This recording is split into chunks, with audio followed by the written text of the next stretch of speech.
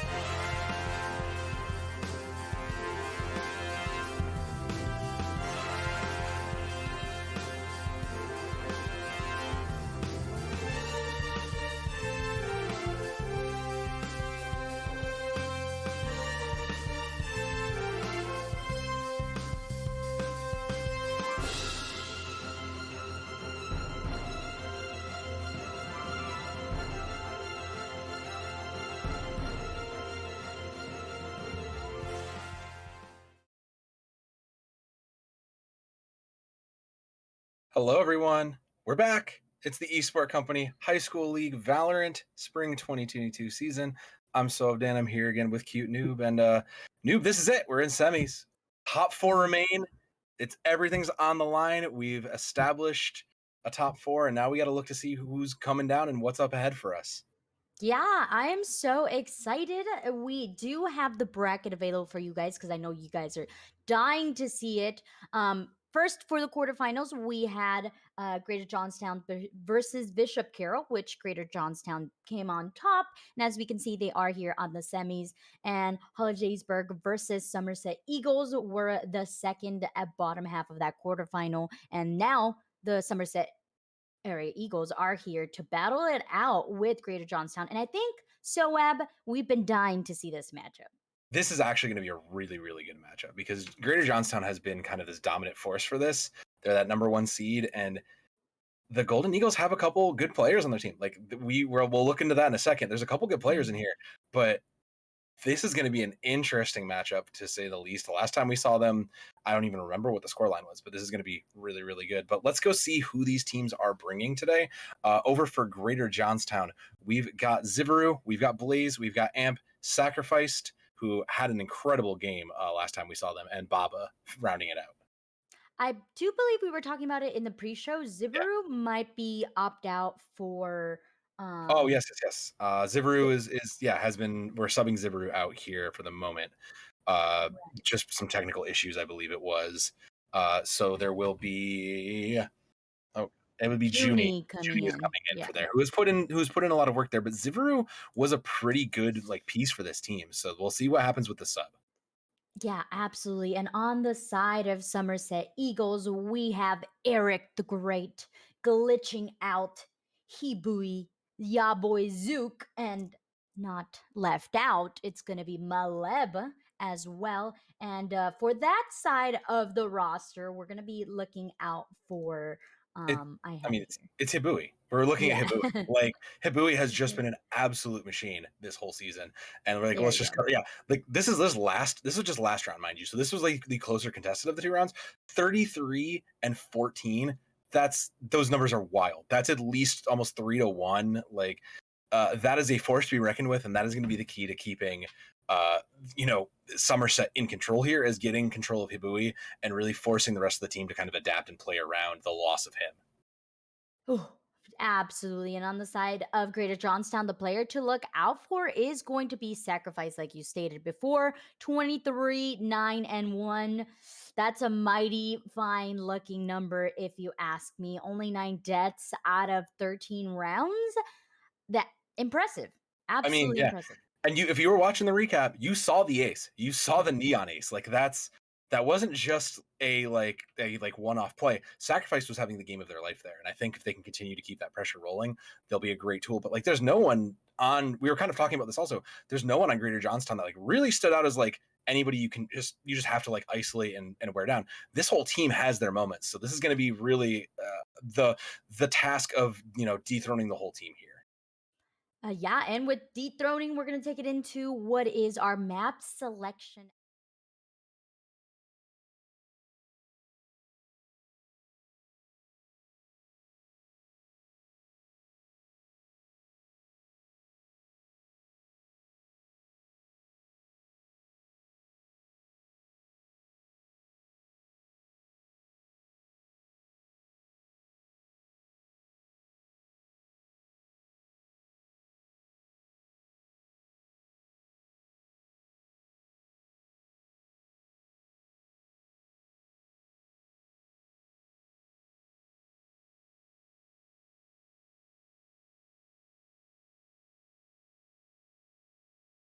What team is like practiced that far down?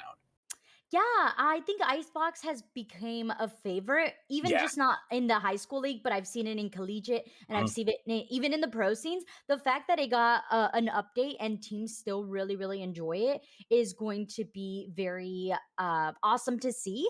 I think one of the things that I want to see going out for Greater Johnstown is going to be having that site control. A lot Mhm. of mid could be up to interpretation, but as long as the sites are being held down, I think that Greater Johnstown will do a phenomenal job. I agree with you.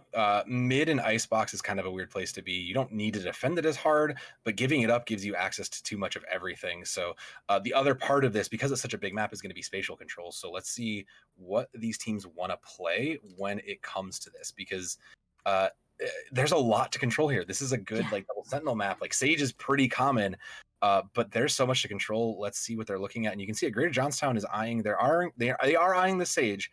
They're also picking up the Viper. Double controller tends to be pretty strong here, Mm-hmm. but I don't think like we've not seen this in this league, right? Like that's not a thing they're necessarily going to Mm-mm. do. Yeah, a lot of these teams, and for all of our friends hanging out here in the chat, this is a high school league. So some of these players have been playing since beta. Some of them have been playing for a month, Yep. and you can definitely see it. Now, these two teams specifically, they've been together for a while, and obviously are the best of the best since they are here in the semis. And for the side of Greater Johnstown, I wouldn't be surprised if we see Junid go for that aggressive, maybe bringing out the neon. I've seen a neon on this map. It works wonders if you can get and rush into a site.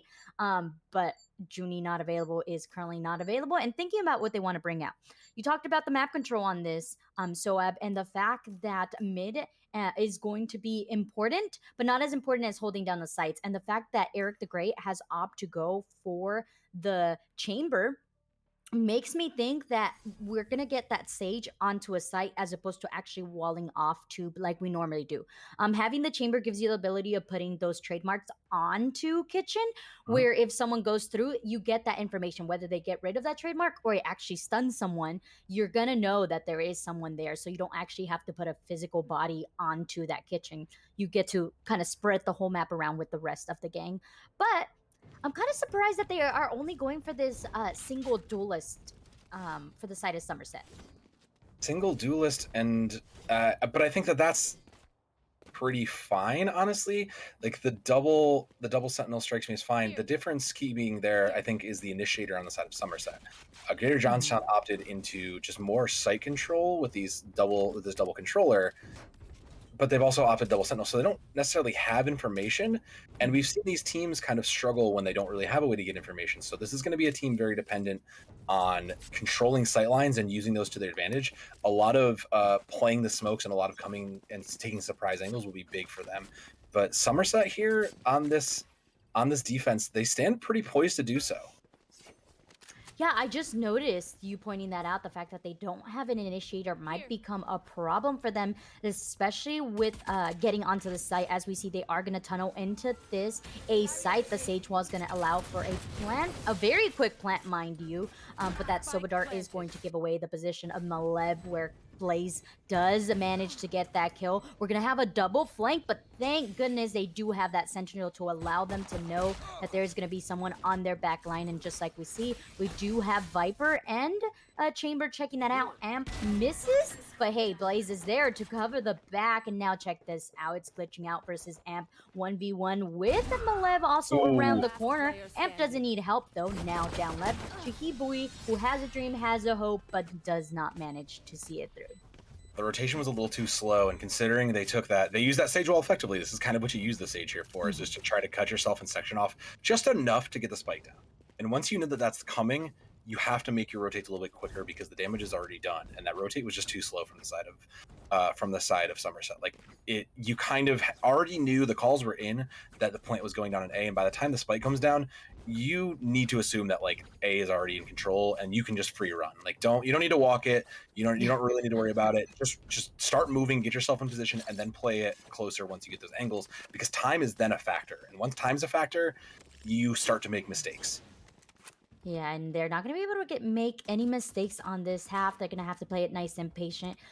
Trademark giving away the position of sacrifice onto Kitchen. So now Eric the Great's going to have to be very careful. But unfortunately, the Spectre does go brrr, and it does get the kill. Now it's a 3v1 against Sacrifice. Wow, talk about feeling confident here. Now going to haul into glitching out and does manage to get this kill. The B-side is fully in control of Greater Johnstown though, and the bomb is going to get planted, but now they have to worry about this kitchen control happening from the side of Somerset. They're trying to play retake. Boy has hit 2 of those headshots, able to get a Spectre underneath his belt, and now retaking the site with the drone is going to allow them to know that there is someone onto that yellow crate, and they're gonna have to play it nice and slow. But hey, look at the Sage Wall. The Sage Wall has done wonders for both sides. They're gonna have to push on through. Maleb gonna just hold it, but hey, look, Blaze swinging right through, and Boy manages to save his teammate enough time to defuse the bomb. Huge play from Hibui. I mean,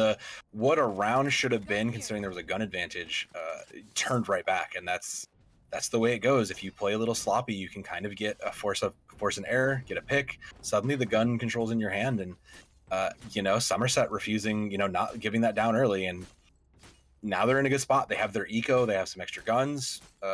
Blaze is gonna force up, Zook's gonna force up.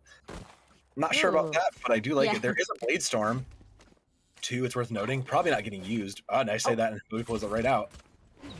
If you have it, you got to use it to be able to to build it up for the next round. The more you use it, the more you get it, is what I like to say at this point. Sacrifice is going to be down onto the Sheriff. The up one goes up for Hibui, but does not manage to connect with anyone.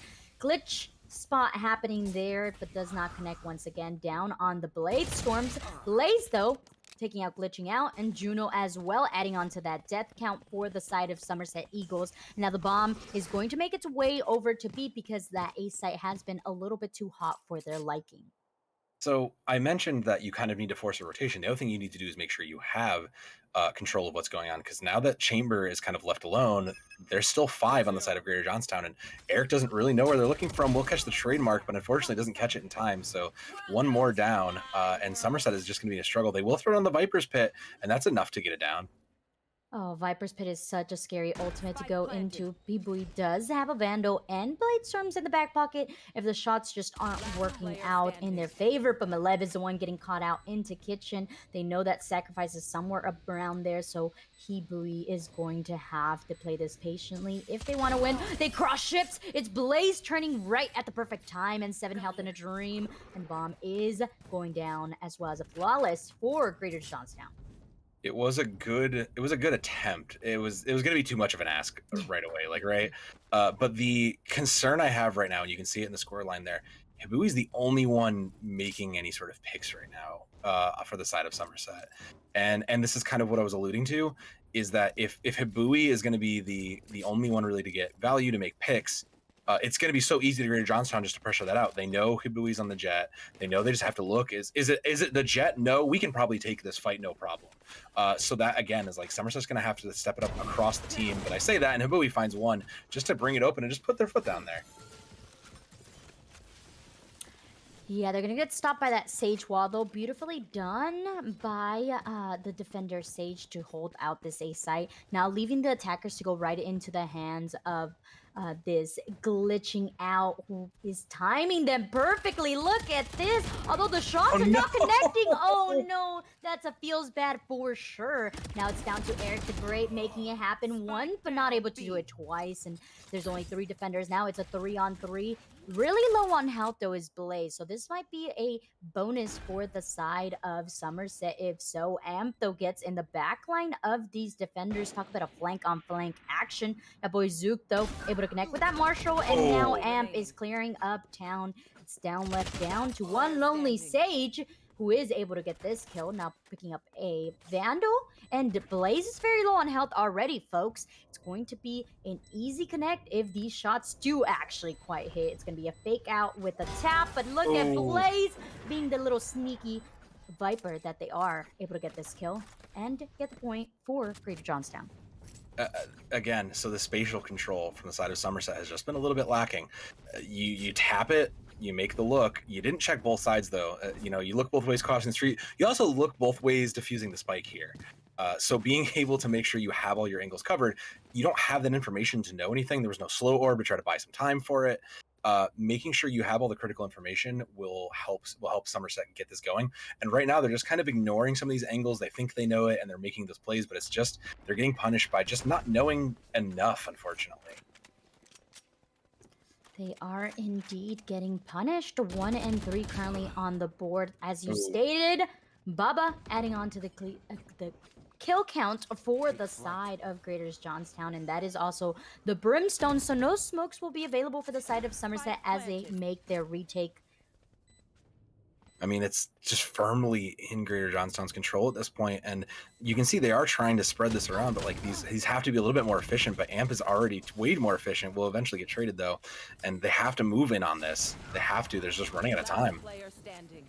Unfortunately, they are also running out of bodies. Yeah, boy Zook's the last one available. Recon Bolt gets shot out. It's going to give away the position of Blaze. But unfortunately, there's 3 other friends to Blaze as well. And now it's just going to have to be your boy Zook pushing in to try to get some eliminations to add to that KDA and economy. And Baba says, no econ for you. They've run that play a couple times now where they've just taken a section of A, and all it takes is a sliver. They just are able to set up the wall just to get in. Usually you do this on B, but being able to run that play a couple times has worked for them. And I mean, you now know that, like, you've seen it a couple times, so you got to play up. You got to play a little bit more aggressively. You can't give them that space. And you got to be able to, you got to communicate a little better, because once you know where they are, they haven't defaulted, right? They've just constantly been 2 and 3 stacking these angles. So if you can tell there's one, there's likely 2 or 3 more with them. But this all-important mid control gonna get pushed here. As you can see, Brim is gonna take that tube. Oh no.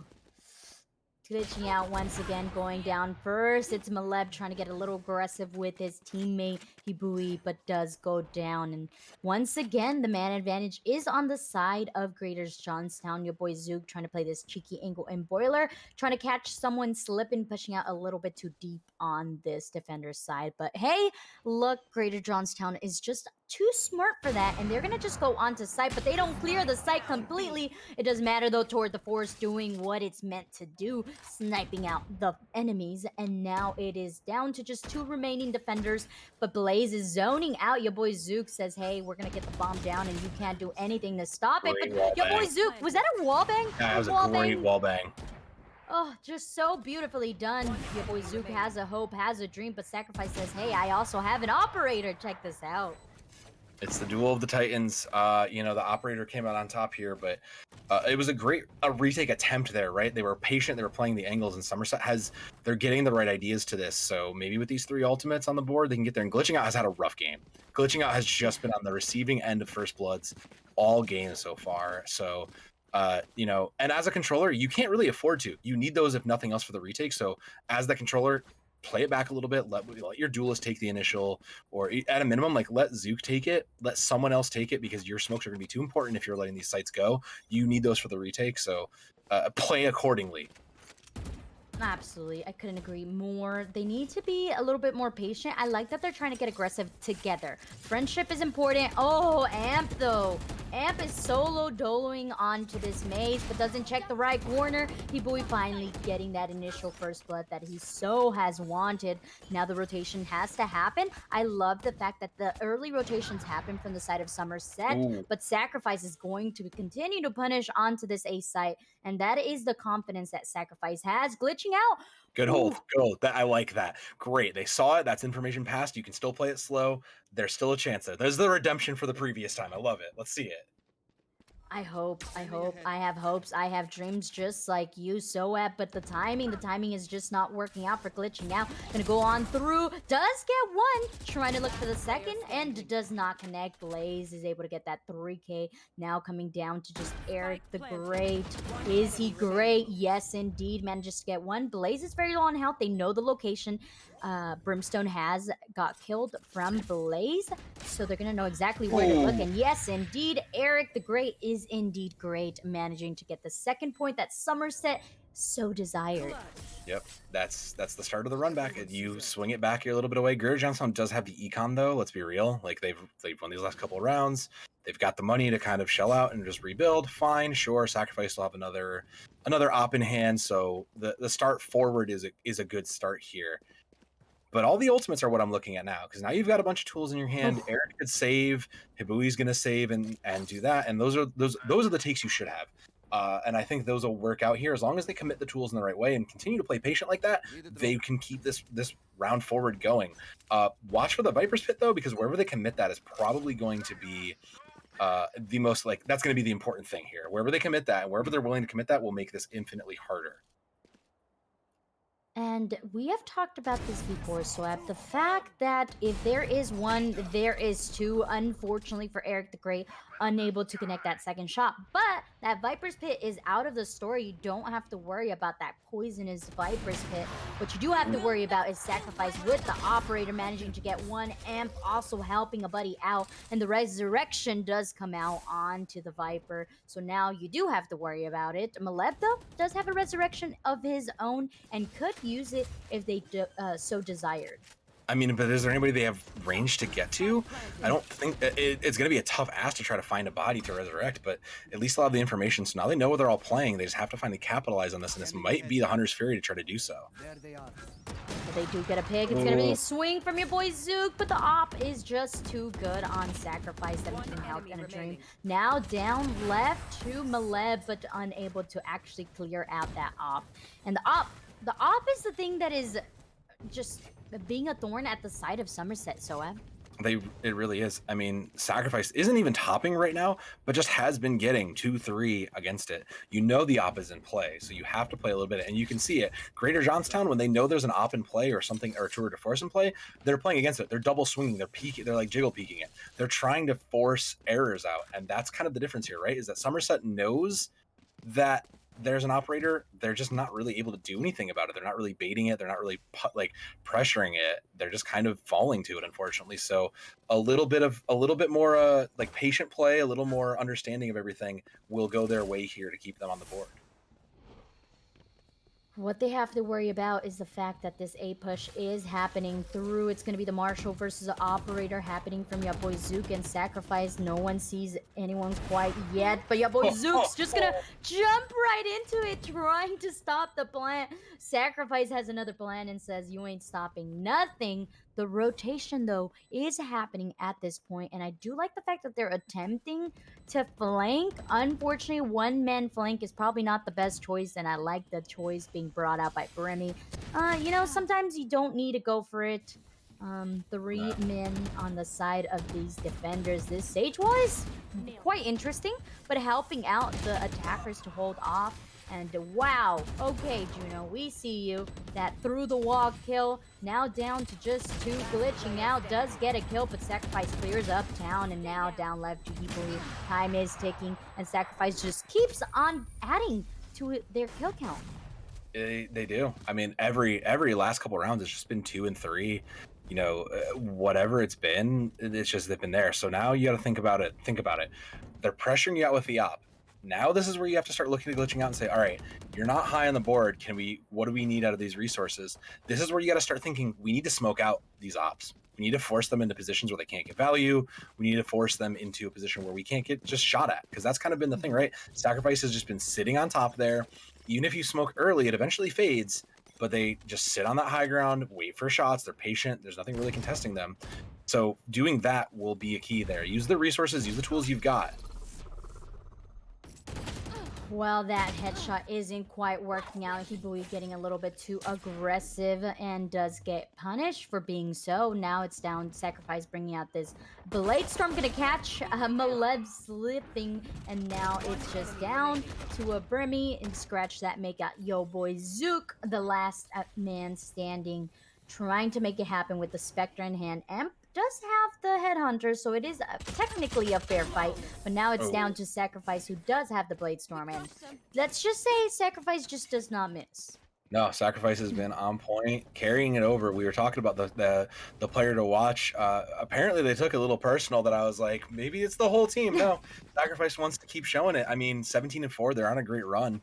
So I think that speaks to a lot of it. And Greater Johnstown is just looking. I believe this was their pick, so this is shows why they want to be here. Shows exactly why they chose this. But it's 1 of 3, so even if this goes their way, there's still another game to get through. So once we get to the longer half, and we're not even halfway through this yet, but this is still the first of several. So let's see what happens as these attacks continue.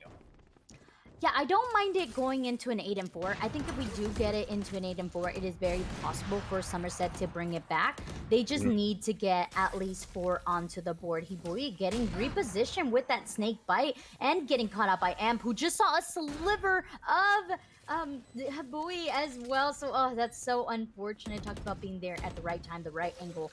Holding Maleb, though, getting pinged by that recon bolt, and the Hunter's Fury eventually comes out, and Resurrection as well. So hey, now is the time. If Somerset is going to do anything, they gotta do it now, but Blaze has an answer to that question, and it is the Viper's Pit. Viper's Pit is so scary to go into. You not only take damage, but you have to find the actual enemies into that, and that's not gonna be the case here, as Maleb able to take down Amp. But hey, it's the return fight for Greater Johnstown, who, hey, has the bomb down. The bomb is ticking, and now they all have to do is get off site to keep their weapons. But their economy's booming anyway, so it doesn't really matter. Yeah, the economy's good. The space control they have is just been strong. That's the thing, is Greater Johnstown's just, they've taken the space they wanted. They've controlled the sight lines, and it's just been so difficult for Somerset to really interact with it. There hasn't been a contest. Again, you have the brimstone, you have these smokes, you're not really doing much to kind of clear sight lines or force anything out. You've seen that wall play at least 4 times now, that quick cut onto A, and you know that they're at least pushing it, so you have to find your answer here and take back some of the space. Otherwise, you're just gonna continue to just get run on here. Yeah, I would like to see the Sage wall off A main. And slow orbit to buy enough time for the rotation to come through, or that, or Brimstone smoking out just like you asked for, but Hibui does have the cheeky angle, able to get one. Unfortunately, though, the timing and the double swing from the side of Greater Johnstown catches Hibui out, but now it's a 3-on-3. very doable. The flank happening from Eric the Great. Eric the Great, I think, has been doing a phenomenal job for the side of Somerset as far as getting kills and getting the kills that matter as well. It was that second point that he managed to clutch out that helped out Somerset, but now it's going to be a tall order as he goes 1v1 against Sacrifice. Sacrifice with the operator come on top. Maleb gets one, but that's all he gets. Well, it was a good half. It was a good half for Greater Johnstown, who've looked very, very good. They looked very in control of this. Sacrifice coming up again, 25-1. Like 5-1 has literally killed the team themselves before dying. Those numbers are just wild. And again, we've kind of mentioned this in the past, is Somerset is kind of just living or dying by Hibui. It's kind of just been the case of if Hibui's playing great, if the team can support and clear that up, Somerset wins. If they're struggling, it's been hard. Glitching Out, who has had moments, has looked good, is just absolutely just getting, quite honestly, bullied here. 2-12 is just such a feels bad spot to be in. And again, take the time. You got the reset. It's the half. You're attacking. Play it at your speed, and you can take some points back here and try to bring this back. Yeah, it's definitely doable if you're patient and you're taking out the top fraggers for the side of Greater Johnstown. That being Sacrifice and Amp though are spicy on it, as well as Sacrifice that is 2 down for these attackers. That being the Sage and the Jet. Those are 2 very important characters, especially for the attacking side. So now they're gonna have to think twice about whether they really want to hit this A site, especially knowing that there's 4 men on site already. I mean, they can't keep going. Zook will find one. We'll get a little more information, but it looks like they do want to. They're going to keep trying to just buy some space and time here. Zook will eventually get caught, though, and I think that kind of brings it down, just as Amp trying to clean it up there. We'll do the gun swap, but Blaze has it from above. So, again, like you said, I was looking for the rotation, too. I was expecting, okay, you're down 2, the majority of people are there. Now's the time to at least fake a rotate and try to do something else. But again, this Somerset, they're just kind of panicking. They're getting put into a bad spot, and they kind of get into a panic mode. They struggle to where to go, and it ends up hurting them in the long run. So if they can, again, take a big breath, like get the control, maybe even just write off game 1 at this point and just say, cool, let's go to game 2. Let's figure out where we want to be and what do we need to change for that. Because Icebox is its own beast in some ways. There's a lot of things. This is one of the few maps where you kind of need to play the double controller effectively. Oh, okay. Oh, all okay. Right. Sure. Sacrifice coming out on top in that interaction, but the trade-off does happen, which is a surprise for us all here, as playing together has not been the forte of Somerset quite yet, but now it is working out. I don't know if they heard you, Soap, but they're definitely being a lot more aggressive than they were previously. That Sage wall, as we can see, not quite hitting where they desired. Now they're going to have to clear it through. They might be using it as a jiggle beak. Blaze is going to use it as well. Down to just 2 players on both sides. It is a very doable thing for the side of Somerset, but just to say that Amp has another word for that, and Blaze clearing out town as well. And we are down to the match point so quickly. Yeah, at this point, Somerset, you write it off. All right, game 1, we had our warm-up. This is fine. We'll come back. 220s for the side of Greater Johnstown is a rough place to be, though. So, take a breath, give it up. Let's just come back, regroup for game 2. Different map, different game. You now understand what you're up against. You understand what's going on with this team. And, I mean, Greater Johnstown, they're here to win. They're playing to win, and you can see it. They are indeed, especially with your top fragger being sacrificed, someone that we know will be, leading the way, and not just leading the way, but also being extremely aggressive. Something that I love about Greater Johnstown is that once one of their players starts popping off, they feed off the energy of one another, and they're constantly making sure that they are winning their gunfights. And that just comes down to knowing your aim and knowing exactly what shots to hit. And as I say that, Sacrifice able to connect 1. Junie as well. The Sage did go down at the initial factor, but that did not matter because, hey, Junie and Sacrifice were ready for this A push. And just like that, they were able to defend this first map, Greater Johnstown's pick, and they took it home. So, I mean, that's 1 down. You got to win 1 more. We're going to... But, I mean, it's so hard. Like, a combat score of 433, Sacrifice has absolutely just been popping there. Like even the rest of the team, Ant Blaze, like I mentioned this earlier, and I think we talked about it prior too. Like the Greater Johnstown team is just an effective team. They are just an absolute great team. They clearly know how to play this game, and they are showing that dominance here. There's a reason they were the undefeated 1 seed coming to this. So Yeah. I like this is the tough ask, right? You're 4 seed coming up against 1. You want to try to make it there, but I mean, it's tough. You've just been struggling. You haven't been really able to enable yourselves. So hopefully this break does something for them. Oh, absolutely. You take a mental break, you breathe it out. I do think that they are, Somerset will be bringing in a sub as well. So sometimes it's just not your game. That specific one was the map choice by Greater Johnstown, just like we said previously. So the fact that they were well equipped for it makes sense. You're moving on to the next map, which will be, I have it here, I We're promise. going to Ascent, I believe. We're going to Ascent. So a map that is very common. You have had time to be able to prep some strats, and I do believe that Somerset could bring it back and even take us on to that third map, which will be Haven. But before we go into the second map, don't you worry. We're going to take a short break, go grab some water, grab some snacks. We'll be right back.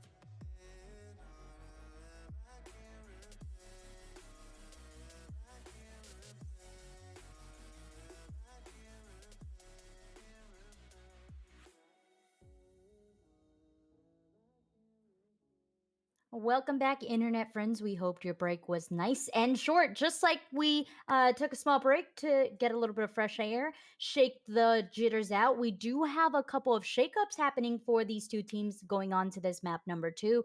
We have Hibui taking a step down, and it is going to be his teammate Zibaru coming back. I'm sorry, a Super Super Bruce. Bro coming in, taking the place of Hibui. And on the side of Greater Johnstown, it's going to be Zivaru is Zibaru coming in for Virginia.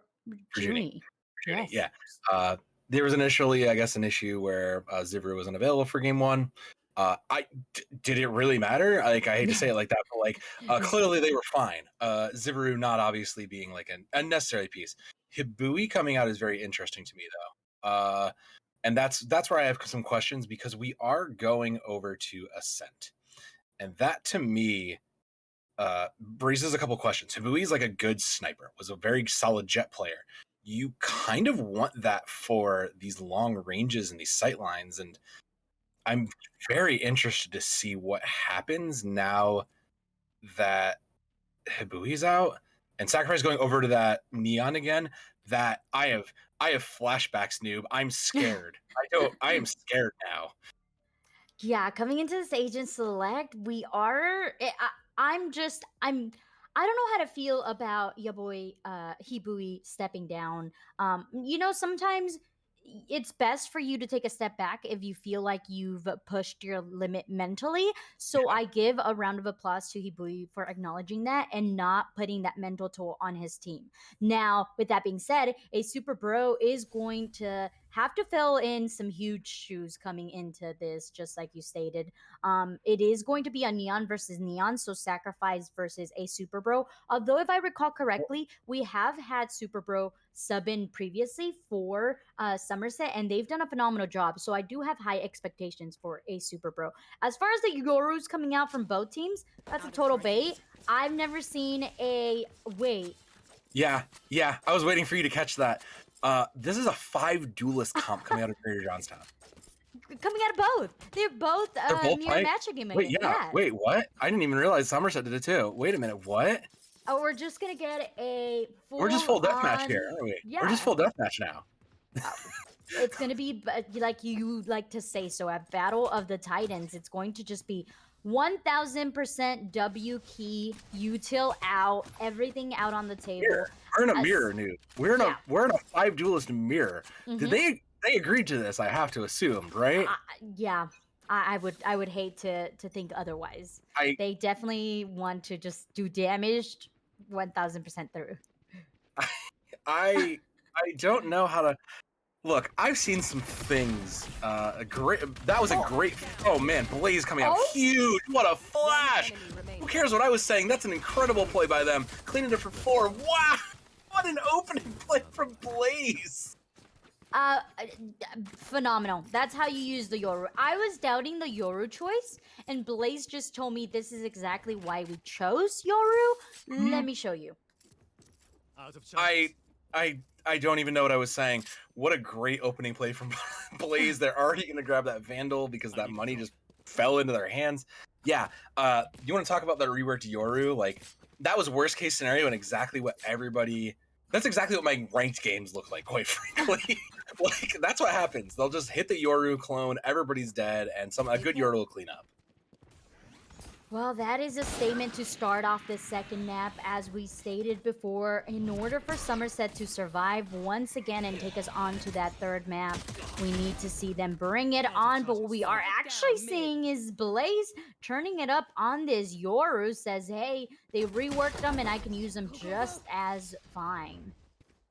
That they are, but still this mid control is there. And I mean, it's basically done. Super Rose 9 HP in a dream. And Greater Johnstown, yeah. I mean, I assume this was an agreed upon thing, but Greater Johnstown just simply has, they just simply are winning in the rawest form. This is straight up like who has the better mechanics. We're not worried about smokes. We're not worried about team play necessarily. And Greater Johnstown, they're just gonna win on that. And now I'm seeing Somerset Noob, what is going on? We're running at judges now. I can't analyze. You can't ask me to analyze this. This is just straight run and gun right now, and I want to see this work. This is gonna be chaos if they all hit this hard enough. This is gonna be every judge's dream here, as Sacrifice also one-upping the rest of the gang with this. Vandal says, you bring out a judge, I bring out a Vandal. I come on top, but a Super Pro able to get two. Unfortunately, though, Amp comes to the party and shuts it down with just a Sheriff. Yeah, this is having fun at its finest. You know, we know this is a tournament, but I appreciate both of these teams coming out and saying, you know what, let's just have some fun. Yeah, I think if you're Somerset, you're kind of acknowledge that like you were just outplayed last game. Like it sounds mean, but you just acknowledge you were outplayed. Do you really think you're going to be able to beat them?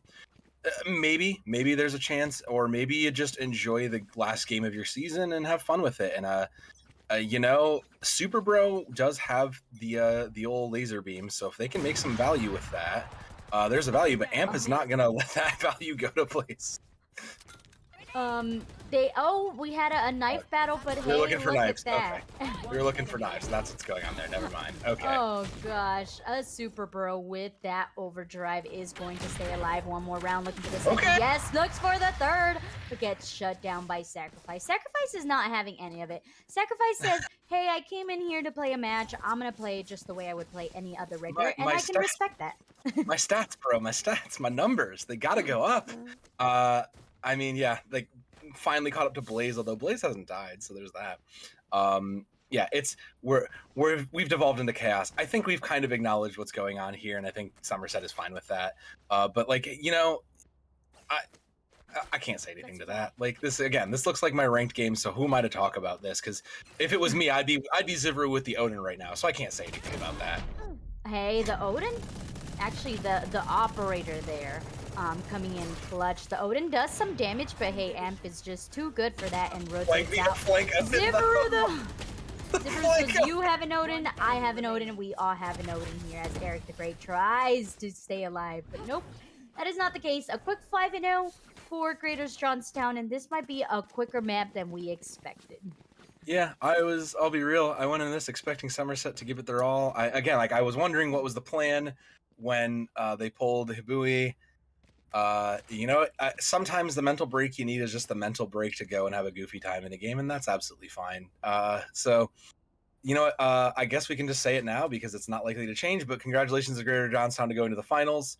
Let's just see how the rest of this map plays out, because I'm curious to see what these numbers look like at the end of it. Yeah, no. Zivru with the wall spam through it. A B site is not going to be the site to hit.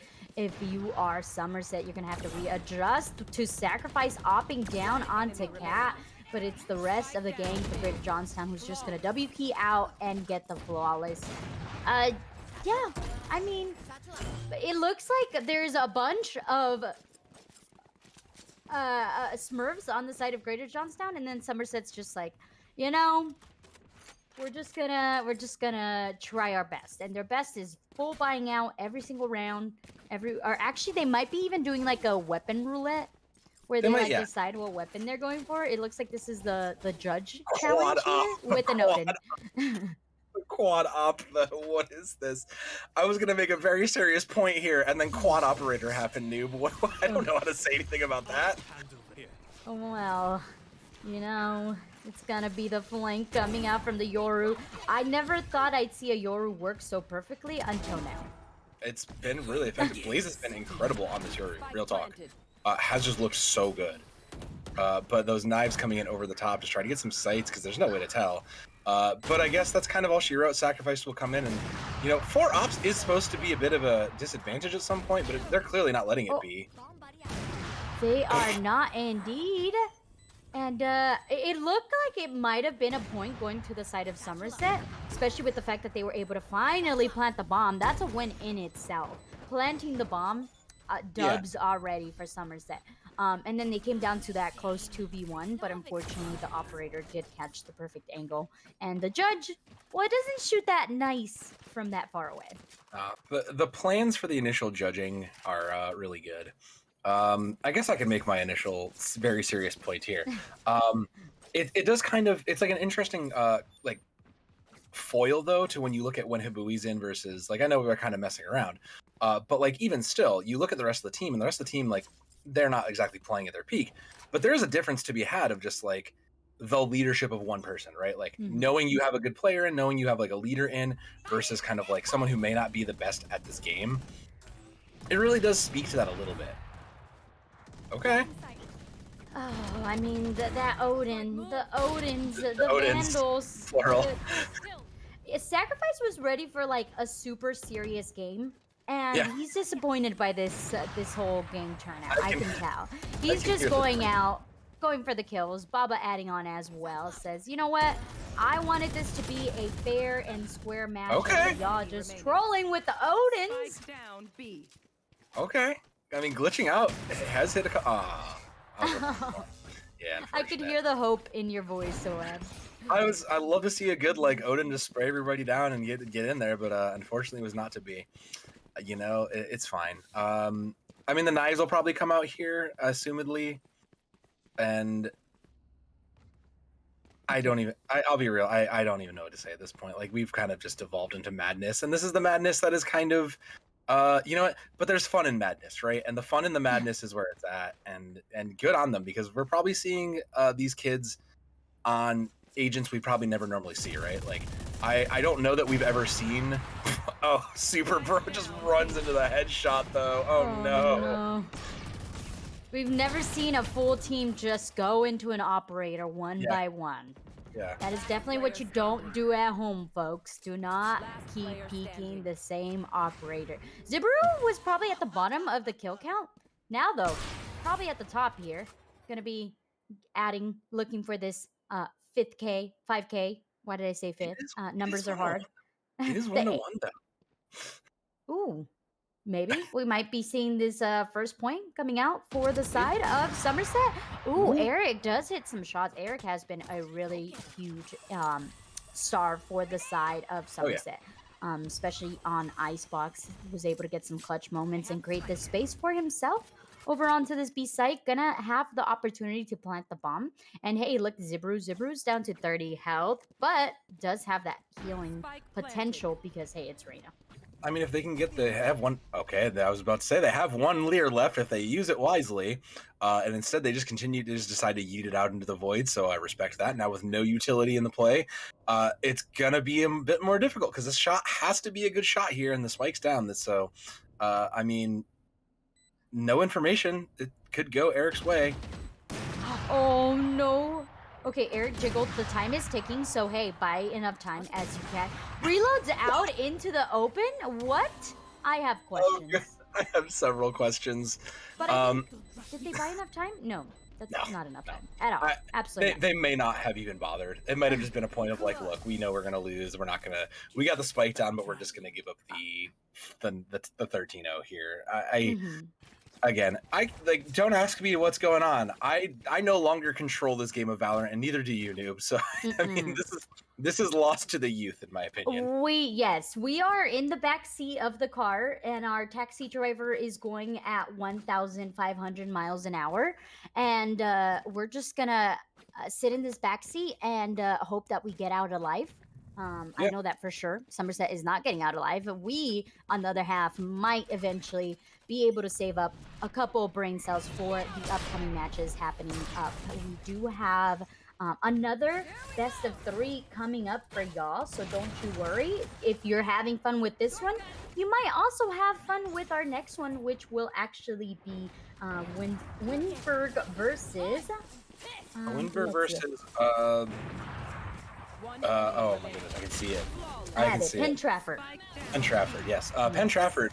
I know we're not necessarily giving you the run of the game right here, but we're kind of just burning the time down. So Penn Trafford, the actual the last season's winners, going to be an interesting thing to come into, because if Greater Johnstown, as you can, like if you were here for the last game too, Greater Johnstown's been a very good. They've been a force. They really have just been running these games in good control of everything. So I'm not going to say those two teams will be together, but I think if you're Greater Johnstown, you are probably already looking ahead to both of these teams, and you might be eyeing up Penn Trafford first, just thinking that you might possibly run into them. Oh yeah, absolutely. I can't help but feel like they've done some research, and after seeing how well they're playing here together, I mean, Greater Johnstown won both physically and mentally. They were Really. able to mentally break down Somerset enough to have them pick all 5 duelists and run it down every single time. So Yeah. that means that their confidence is at an all-time high, and going into the finals they're going to definitely be feeling themselves. Depending on how Penn Trafford does in this upcoming match, they might be down on their mental. Maybe if they drop a map, maybe if they don't do as well as they're supposed to, maybe if their star player doesn't feel up to it, they could go down in a rut, and this could become the chance for Greater Johnstown to move up and say, hey, we go into that following match really, really confident. It's really going to depend on a lot of things. So It we are does. excited for this upcoming match. And I think you kind of said it too. Like the mental of Greater Johnstown has to be at its all-time high, right? Like they are just looking good, and that is going to be a showstopper. No needed there. We'll find another one. Bob has come up huge on this raise, though. Has just constantly been just putting pressure out, and it's, joking and nonsense aside, they have looked good here. Oh man, On the they slide. are. Oh, good try by a Super Bro to just try to get out of there. What is glitching out doing?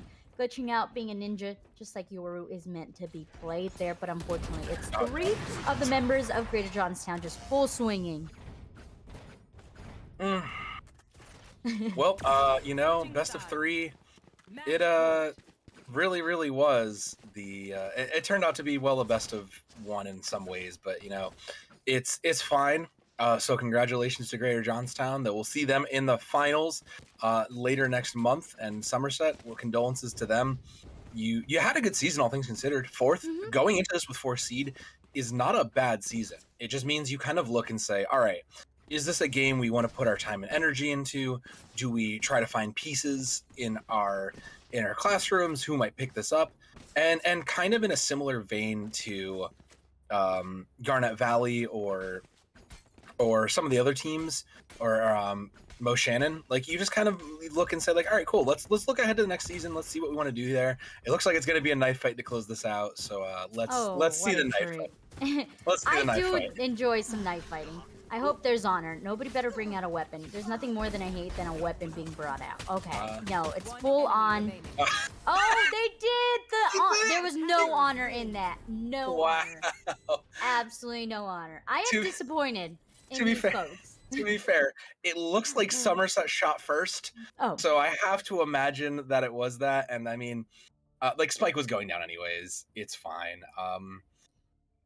Thanks for making our stats a lot harder, I guess, in some regards, because now we have to add these in, and these are kind of garbage kills. Fine, whatever, it's fine. Congratulations to Greater Johnstown. You're going on to the finals. We'll see you there for it. And last game aside, whole season, like undefeated season, looked really good. Well earned going into the first seed and making it to the finals. Yeah, they definitely, Greater Johnstown fought a lot of hard fights and they were able to come out on top. I think to show that you're able to bring in a sub and still dominate on a map of your choice is going to be something that Penn Trafford might need to look out for if they are the winning team, or Windber as well if they are the winning team. You have a lot of content to look into and to be able to plan for following up for the finals if you are the winning team that's going up against Greater Johnstown. And just they did phenomenal. Like I stated before, you broke mentally and physically Somerset. So if you're able to do that to your opponent for the following finals, then hey, you might become the winner of this season. Yeah, but I don't know about you, Noob, but I need a break after that. So we're gonna take 5, get our next lobby in here. Hang tight. We'll be back for more, and there's gonna be some good games ahead. This is gonna be a good one. So hang tight. We'll be right back.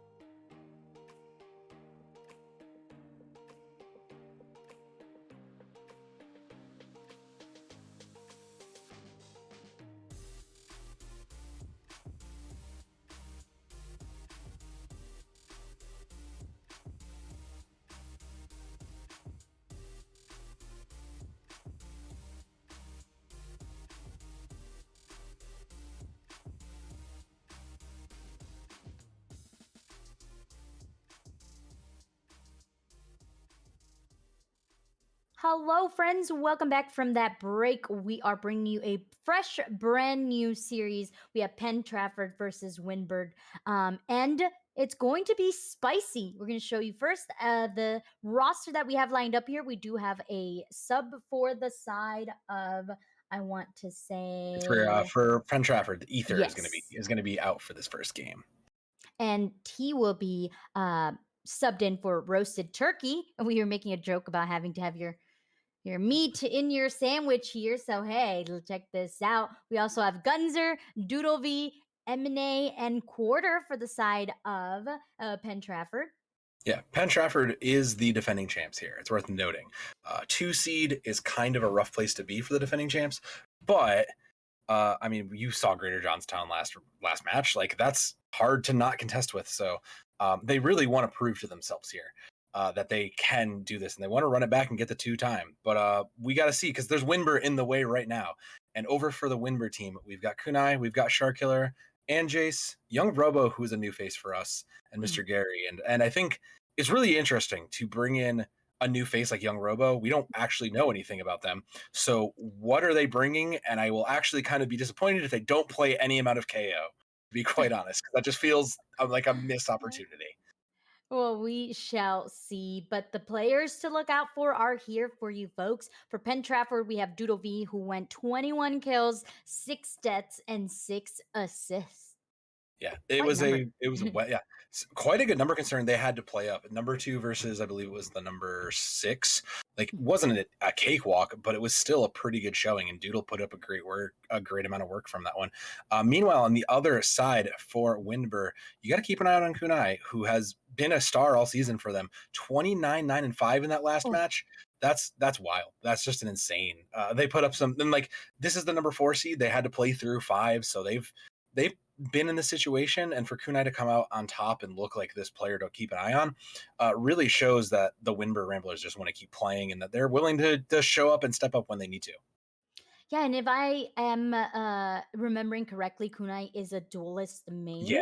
Has played the duelist role. So to have a duelist who can put the team on their back with 29 kills, that means there was a lot of first bloods. There was a lot of space created, possibly even some 4Ks, even some aces in the mix. So the fact you can rely on your duelist that much is kind of scary because, hey, if your duelist doesn't perform, you might be out of luck. But I mean, Kunai seems like they perform fairly well. And with performing, we're going to talk about the maps that we have ready for you.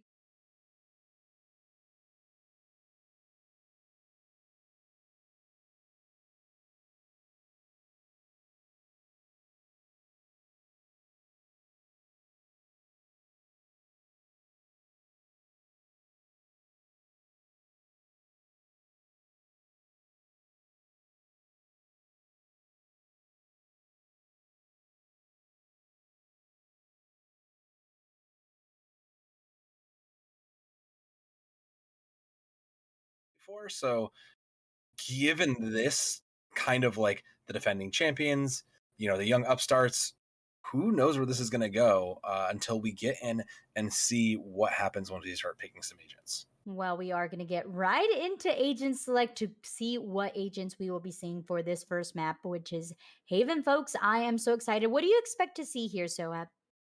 Haven's tough. This is usually a double sentinel place. You might see Cypher Sage, Killjoy Sage. The other thing, you might park your jet down on C. Like C is such an odd spot to do and to deal with.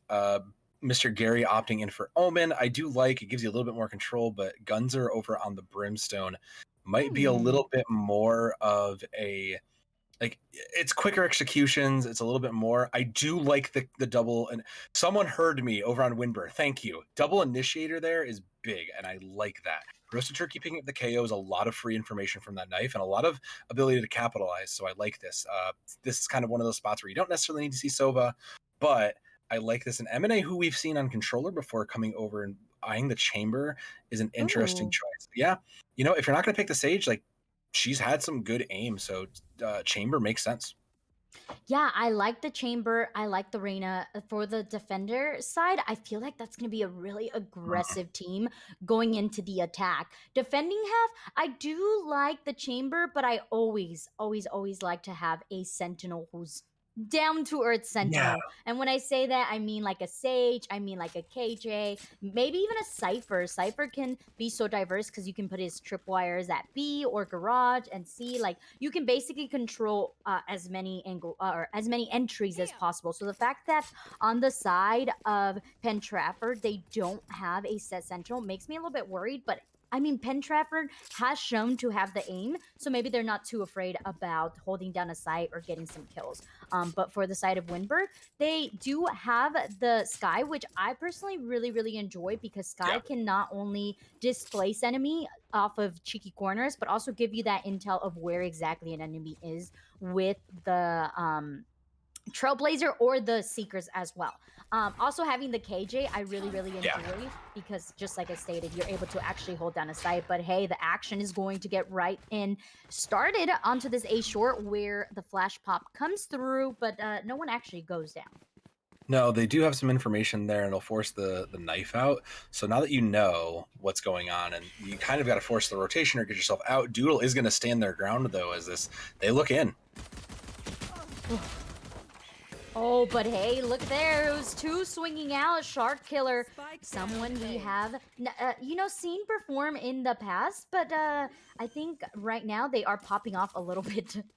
Yeah, that Frenzy coming in big there. And the late rotation's probably going to be a bit of a punish. Gunzer will eventually get and find one to clean that up. But, balancing it out here, this is still a tough ask. You do have one piece of Brimstone utility, so make some good value of it.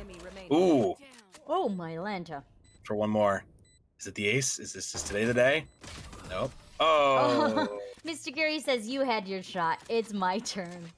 I respect that. It was the play was made, and that's the good play. But yeah, the rotation was kind of slow there for the side of Penn Trafford, and that's fine if you're going to play that. But at the same time, you can't necessarily hold your ground in this map, right? Like this is so big. Your teammates have to come from so far away to ask whoever's on site to just be like, just hold them off. It's fine. Unless it's like a Killjoy or something, it's going to be very difficult to say, hold them off until we get there. So you might want to just consider playing, making the call to fall back and just play the retake. You have the tools, especially for Penn Trafford. You have this quick initiate. You can throw them off and disorient them for it. So I think that may be the play. Yeah, they have a lot of flashes too. So you have the KO and you have the Sky. So retaking should not be a problem for the side of Penn Trafford. Although holding the site might be a completely different story. Quarter though with the shorty. We asked for shorty plays and we are receiving right about now. M&A also assisting their teammate there, and now it's just down to 3 attackers who did have the weapon advantage, but it does not matter because Quarter is out to play. Quarter was not happy losing that last round. The Thrifty, yeah, what should have been an easy gimme for the side of Windber, flipped right on its head, and that's not how you want to open this up. It gives Penn Trafford just this huge pendulum swing back in advantage now. So, I mean, they don't even have to spend. Quarter could have bought up, choosing not to there. No reason, and now suddenly Windber's even further. They know they can't really buy, so Shark Killer going to go into the Frenzy. Not quite in its glory days right now, but still some value on it. It's going to be a tough ask, though. This is probably a round loss for Windber, honestly. Yeah, they're relying just on pistols, which makes sense. You want to be able to buy up that 4th round. And you're also kind of hoping that things shift in your favor by you getting a pick off of one of the players off of Penn Trafford. And I do like the fact that they're playing this very, very slow because you're just waiting on the mistakes of Penn Trafford. If Penn Trafford gets a little too zealous, which in the past we have seen them do, then you can really capitalize on it. Quarter, though, is going to be the first one to connect, and just like they were hoping for, they do get that initial weapon. It's M&A who's going to get aggressive, might get punished here. Yes, indeed, Kunai able to pop off once again, and now the C site is quite open for these attackers. Only 3 defenders to retake together. They do have 2 flashers, so the Reyna and the KO are going to be the main priority to enter them into this site. And as we see, Reyna's going to leer on to CT. Yeah, but there's no way to push in if they're already blocked off. And I mean, they're splitting this, but there's not really a way to punish it. Oh, Doodle will find one come up. That's a little free information. Guns are taking that advantage. Really going to get there, and they cleared it. Great retake from that team. A great split. That, when you look at a textbook retake, beautifully done. They pulled all the angles, they created some chaos and took advantage of it all. Penn Trafford executed that incredibly well and deserved that retake.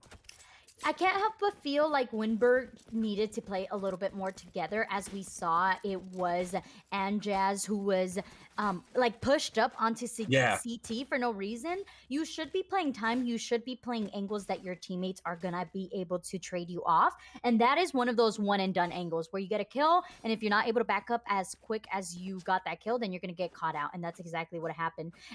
The split from Penn Trafford just managed to work because of their fantastic gunplay. Yeah. Otherwise, it would have been giving 1v1 fights, and had Windber played it correctly and played it together, they would have won. And that's kind of what I expect them to do here coming onto this round. Let's hope they do, though, because that's going to be an early flash just to try to poke it out. And, drawing some utility is important here. That'll be the opening. That'll be the openings they're looking for. And the calls to rotate are coming through, and they still want to push this A site, noob. I don't know about this, especially because you are baiting out util, and you know that Penn Trafford has been on the sites. But hey, the Seekers come through. The Seekers didn't give away the position of Doodle, so able to come up on top.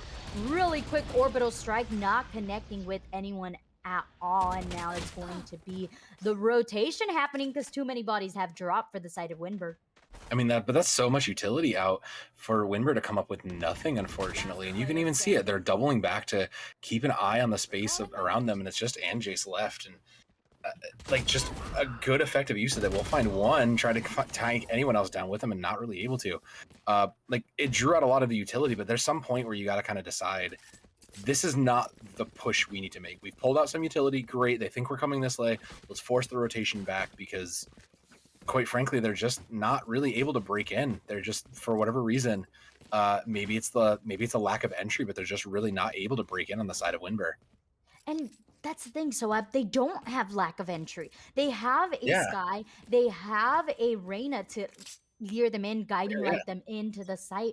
So I think it's the fact that they are overly aggressing together. Once a body goes down, you do not repeat M&A with an operator, Mr. Gary. I'm looking at you. Yes, thank you very much. The rotation needs to happen. Leave there. Yeah, exactly. Yeah, and that's discipline, right? Is knowing when, okay, this angle is closed off. Let's go. Let's poke to B and see what's there. You can see it. They're getting antsy on the side of Penn Trafford, but they are doing well. They're punishing. They like want to take these fights, but they are winning those fights. So how can they not be antsy for it? Oh man, Quarter using the utility to the T, and the rest of the gang knows when there's blood in the water, and they push on through for it. Like, the communication on the side of Penn Trafford has been stellar.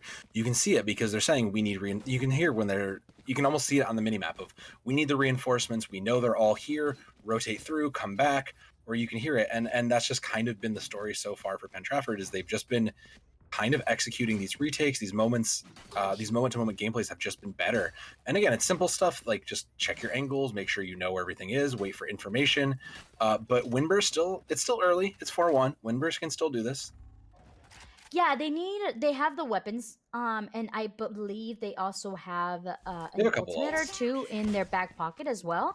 So they need to look for this initial first blood. I'm looking at Shark Killer. I'm looking at the Jet as well. Kunai, someone that we said, if they are able to pop off, they are going to be giving their team a upper hand.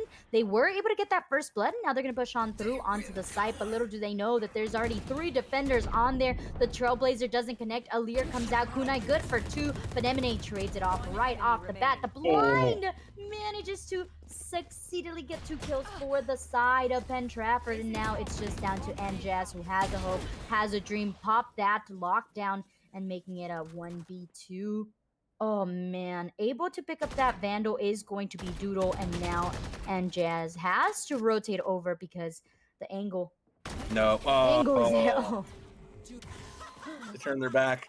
They turn it. You can't turn away. Even if you think there's a flank, you have to keep your eye on that. That's so unfortunate. It was the idea was right. You need to get out of there, but you can't give up that angle. That's just an unfortunate play. But it's just been that's kind of been a lot of it, right? Unfortunate plays from the side of Windber. Like, they've had these good setups. Things have looked good. It looks like we're going to need a pause.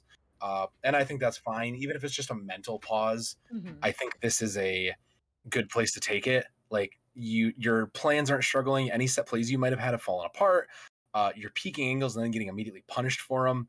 Yeah. I would really love to see more use out of this Killjoy. I don't really know if we've seen any of this utility really effectively used. Like, just dumping your bot out to get free information if somebody's shooting at you is so valuable. You can wait for that timer to come back. Yeah, the idea of KJ, especially on the attacking side, is to have your backline being watched. Yep. We saw that KJ was getting pickled on that A short. Had the bot been at A lobby, it could have gave information that, hey, nobody's there. You can fight this A short person. But like you said, it seems like they might not really have a complete idea of how KJ is played and how to play KJ specifically on Mhm. this map.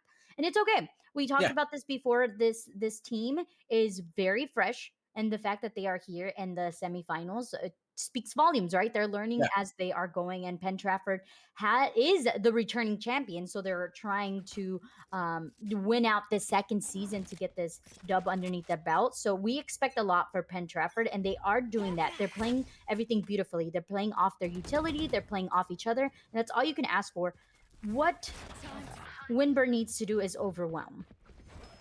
And we'll see if that does happen though, because I mean that's some plays that'll be a flash in, and they will see. Oh, a little too smoke. Kunai will find Gunzer though, and that is the opening pick. That the damage is done there, and M&A still holding onto the op is still a threat. Yeah, the rotation needs to happen, and it is starting to do so, which I really like. You're Yes. learning from your mistakes, Winbird. They're going to aggress this mid site, but they need to Great. aggress it with Leers. That was NJazz managed to hit their shots, and very well done. But they need to remember that they have flashes, they have blinds, so they don't need to like peek anything without knowing any information. Yeah. Hot take, Killjoy should not be your one putting your spike down. You have too much to set up when you get it. So like, call that me, but Shark Killer, not going to have it anyways. They needed that mental break and it paid off for him. Yeah, hot take from me, Killjoy should not be putting your spike down. You have way more things to set up. You should be leaving it for somebody else, but that's just me. Take that for what you will. But it did pay off for them because they got the point, and I like that patient play. Like you said, they realized there was where the threats were coming from. They realized, okay, let's rotate back. We know there's nothing at B. We can take that, which is still a bold play, but it worked out for them, and I think that's right. Unfortunately, Penn Trafford still had enough money to keep buying, so just do it again. Keep going. You've got 2 ultimates. You've got a Blade Storm. You don't need it. You've got Empress. You've got some aggressive ultimates, so you can play those to success if you continue to play with that patience and decision making. Yeah, they're gonna do kind of like a, not a default, more like an A side hit, but they are trying to bait out some utility onto the other sites, which I really, really like. I like that. Yeah. Especially because Penn Trafford has so much utility. You know, you have a lot of flashes, so if you can waste a little bit of flashes, that's gonna make your site take a little bit easier. And I like the lurk coming out from Reina as well. They know that people like to play in this garage. But what I do not like is the fact that both duelists are off on their own, doing their own thing. That's worrisome because Roasted Turkey is ready to fight onto a site where the bomb has been left. It's down to Mr. Gary, who's able to reposition, but they're going to have to gather this bomb. The 2 duelists are still left alive. You do have a blind, but the Seekers get popped from the side of Penn Trafford, giving the location of both of these duelists out. Yeah, but the thing is, they have the spike, so the rotate's there. They're free to do it. They just have to make it work. But the suppression dude, they commit it. They indeed did. Chamber though, M&A is already onto that C site. They're gonna have to worry about this operator in hand. The smoke goes out, but it's not in the place where they want it, and M&A is good for 1. Looking for the second, but no, Reina is able to get onto site and gonna rush on through. Yes, Robo gets it down, and now it's Quarter coming in through CT. A flash comes through. It's down to Kunai, has the clutch sheen, able to get it, and now 5-3 on the board. Ooh, that was frantic. That was worrisome for the side of Windber, but yeah. Whew, that's a big relief there. Big relief. You know, you forced those 2 wins alone have already swung this back for the side of Windber. So games in hand, great patient play. Again, the great decision making. They're understanding and learning what's happening. Like you addressed there, I'm kind of concerned with both those duelists lurking. You need at least 1 to enter. You can let your Sky enter, but like the firepower is just in those duelists. So like the Reina lurk, fine, but let your Jet at least go. And it's a tour de force out here. They're looking for more. The good thing for Windber is the fact that they have dug into the pockets of Penn Trafford, so much so that they have made M&A bring out the tour de force, which that's a op essentially that can kill you with just one shot anywhere to the body. So to bring that out nice and early allows them to, but they don't clear the side. It's quarter. Good for 4. Looking for the 5th, but does not connect. The bomb's gonna get planted, but it's gonna be a really tall order for Shark Killer. 1v3. Well, does find one, does find M&A. Flash out. We'll find it. The blind is there. KO's down. Are they doing it? Is Shark Killer coming up huge here? Will flash. No information there. Blinds back and forth. Is this it? Oh no! Oh, what a run. Doodle just clutching it out there at the last moment. So fantastic. The patience, not over peaking. That's knowing your angles there, Soab. Yeah, 1000%. Took it wide. Knew play it. I mean, in theory, like the Sky should have maybe had a little bit of an advantage there because you just know if the flash hits. Like in theory, that's the case, but that's just sometimes that's just how it goes. And Windber's string of successes there is just going to take a little bit of a halt. It looks like we are looking for another pause, maybe. No, we're good. Okay. But you know, like a bit of a problem, but you do have 4 ultimates for Windber, so round's not over. 6-3. This is not a bad place to be. You have some tools, so just play your patient, get yourself back in the game, and make it work. Yeah. Both teams are struggling economy-wise, which is a good thing for the side of Windberg, though they're not going to have to worry about an operator in the hands of M&A. What they are going to have to worry about is the fact that they need to reposition the team onto this A site, and they are able to with that KJ lockdown. The orbital strike didn't quite hit that ultimate, so unfortunately for Gunzer is going to get detained, and the site is overran by Windber, which is exactly what they wanted. This crossfire coming out from both Reyna and Jet, I believe, is going to be my favorite here if they manage to hold out. Kunai down on health, able to get one, now looking for the second, but no, Gunzer sprays through the smoke, and once upon a time it was looking nice and bright for Windber, now down to just Mr. Gary. The newest feller is able to clutch out too, now looking for this third. The blind comes through, hits, but the repositioning from Doodle is way too perfect. It's going to be a teleport, not going to win the position. Mr. Gary with the clutch. Oh man, Mr. Gary came up huge on that huge brain play. Love to see it. That's what that good reposition's for. And I mean, it was the realization came just too late. Great plays from Windber there. You love to see it. They're down. They were down, not out, and they are still gonna hold on to this. It's gonna be like a force, probably though, right? Like, problem is you lost almost everybody there, so you didn't spend all your ultimates. Good on them. And it seems like a good play, but that was great. Unfortunately for Gunzer, I think they opted to try to get picks and value as opposed to, like, you know where the Killjoy ultimate's going down. If you've played with the Killjoy, you know where it's going down. You probably should have used it to just take out the ultimate, and you might have. It didn't end up getting value, but it was kind of the safer play, right? Like, I think that was the safer play you probably should have taken. I think also NJAS might have put that orbital the lockdown in a weird position too. I didn't actually get a chance to see it. I think that maybe they might have guessed exactly where it is, but guessing is going to have to work for the side of Windberg here as Quarter is playing this cheeky angle. You have to clear it, and Kunai clears it just perfectly, but not enough. Did take some damage. Gonna have to rely on the Sky heal here to come through in order to allow for Kunai to get onto this site. The heal is going through. Okay, it is, but M&A's onto the site. They're not clearing. Okay, Robo, thank you very much. I was about to scream my whole lungs out here. Mr. Gary in Garage looking for this 2K here. Manages to get repositioned by Doodle though with that Marshall. Doesn't know that there's 2. Knows that there's 1. So it's going to be the patience coming through from Mr. Gary in order to get this 2K if possible. The push on through from Mr. Doodle. Wow, that Guardian looks mighty fine on Mr. Doodle as he gets 2K. Now making it a 2v1. There is Leers and an Empress in the back pocket if they decide to dig into that. But hey, you don't need it. But Kunai says you should have brought it out, my dude.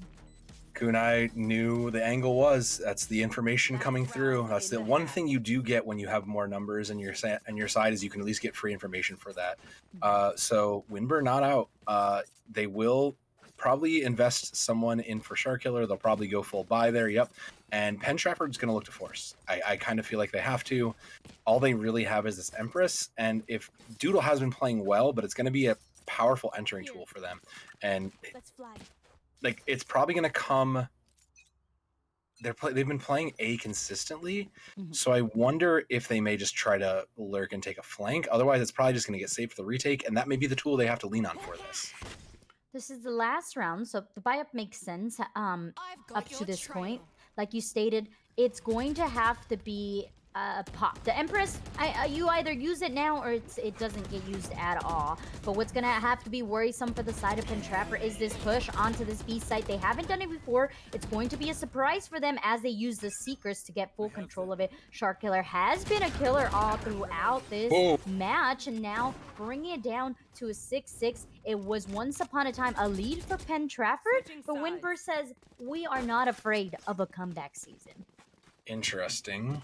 Now, so we alluded to the aggressiveness of this Penn Trafford comp, and now this aggressive comp is going to be in its element. There's going to be that attacking here. Man, double initiator will give you so much information. In theory, on paper, Penn Trafford should have the advantage, but I don't know that that's going to hold up just given how fighting Windber has been. The Ramblers absolutely have just refused to go down, and given that they all seem to know exactly where they want to be. I love this default. They came ready for this defense here. I think the Ramblers are ready to keep this going and maybe look to upset the champions. Yeah, we talked about how Penn Trafford was the quote-unquote superior team because they have already won before, but the Windber Ramblers have been bringing it back, and I can't help but feel like the addition of Gary has added some spice to their comp mix-up. The fact that you have a new player onto this map has worked wonders, but unfortunately M&A is popping off on this Chamber, getting that 2K onto site, now down left to just two of the defenders on the side of Windber. It's Anjaz and the Dret, who's up in heaven trying to get some vision into the side. Kunai has popped off before and now has to do so again if they want to get the lead for the first time. Anjaz, though, we see you, we appreciate you. Continue on Killjoy to the side. Killjoy utility's there, so that can be used for bait, and if they have to get they have to aggress on this pretty quickly. Oh, Kunai. Good for two, making this a 1v1 now. The time is ticking, though there's not enough time. Has to go for a push. It's a trade mark. And now, just like that, Penn Trafford gets the lead once again. They'll run it back. The good use of chamber stuff. M&A, who we've seen them play controller. We've seen them play these kind of controller-ish comps. Like I believe last match we saw them on was a Viper, but like similar play styles in some ways, right? Chamber is a sentinel, is an aggressive sentinel, but Viper is more of a controller sentinel. You can't really kind of move yourself with Viper, so a lot of those skills carry over to these sentinel characters, and I think you're seeing it not quite leading, but near the top. Yeah, M&A just so phenomenal. Their aim is just absolutely phenomenal. They are able to use an operator, a vandal, you name it, the trademark, the headhunter. They're able to just successfully use it, and with that, the weapon advantage has been in the hands of Penn Trafford, so they're going to easily get onto the site. It's now down to the last three defenders to retake this site if they want to make this once again an even matchup. They're going to have to try to, but the 3v5 is a big ask. I say that, and two more go down, and it's just Robo. The latest edition will find the one, though. So every step helps. We'll just come blazing through, guns blazing. Quarter not going to let that happen, you know. I respect it. I mean, the pre-fire on the curve was powerful, I have to say. You just know it. Quarter has that, like, spidey sense. It's a sky, so I guess we could say the bird sense, if we might, with those guiding lights. But they just know exactly where the defenders were going to be, and the fact... I mean, there was no saving for the side of Windber, so might as well just full send it at this point. They are going to have to make a statement here coming on to this buy-up round. They seem to get a little bit too zealous before, so we're going to see some light shields on Anjaz and I believe it was the Omen as well. That's going to be something to be a little bit afraid of because, hey, when there is a Vandal on the hands of Penn Trafford, it could be worrisome. And the Spectres as well. The Spectres do insane amount of damage up close. They really do. It's worse also noting, do they find no blind? The blind misses. Kunai come up with 2 before getting punished though, and Spike will get put down here. Roasted Turkey heard me. Initiator Spike supremacy apparently.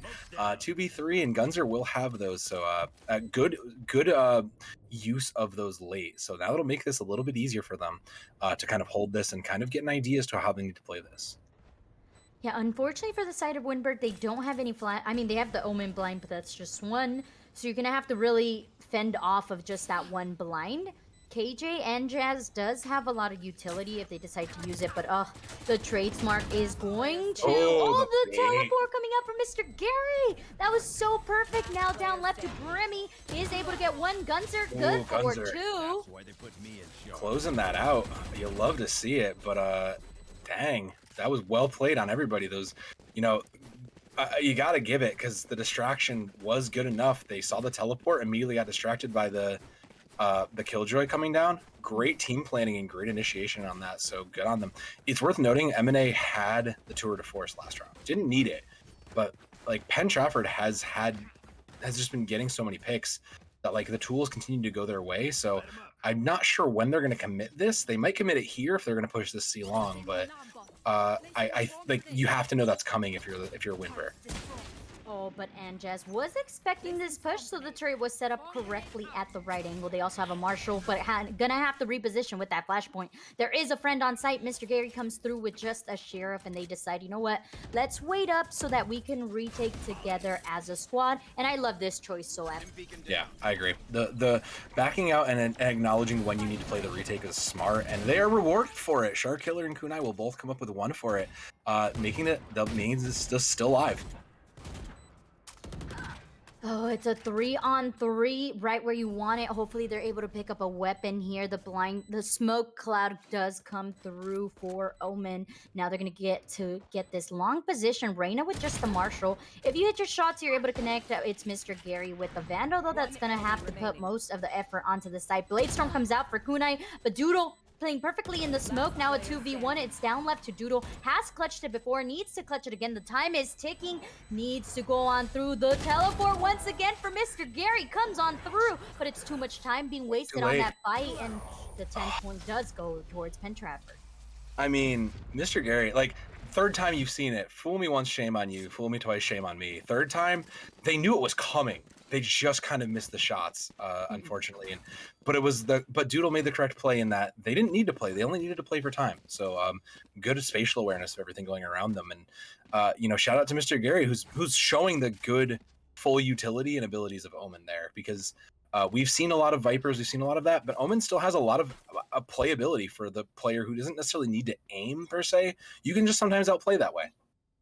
Yeah, Omen is so versatile because you can get into like this cheeky positions, just like we're seeing Mr. Gary over onto mid.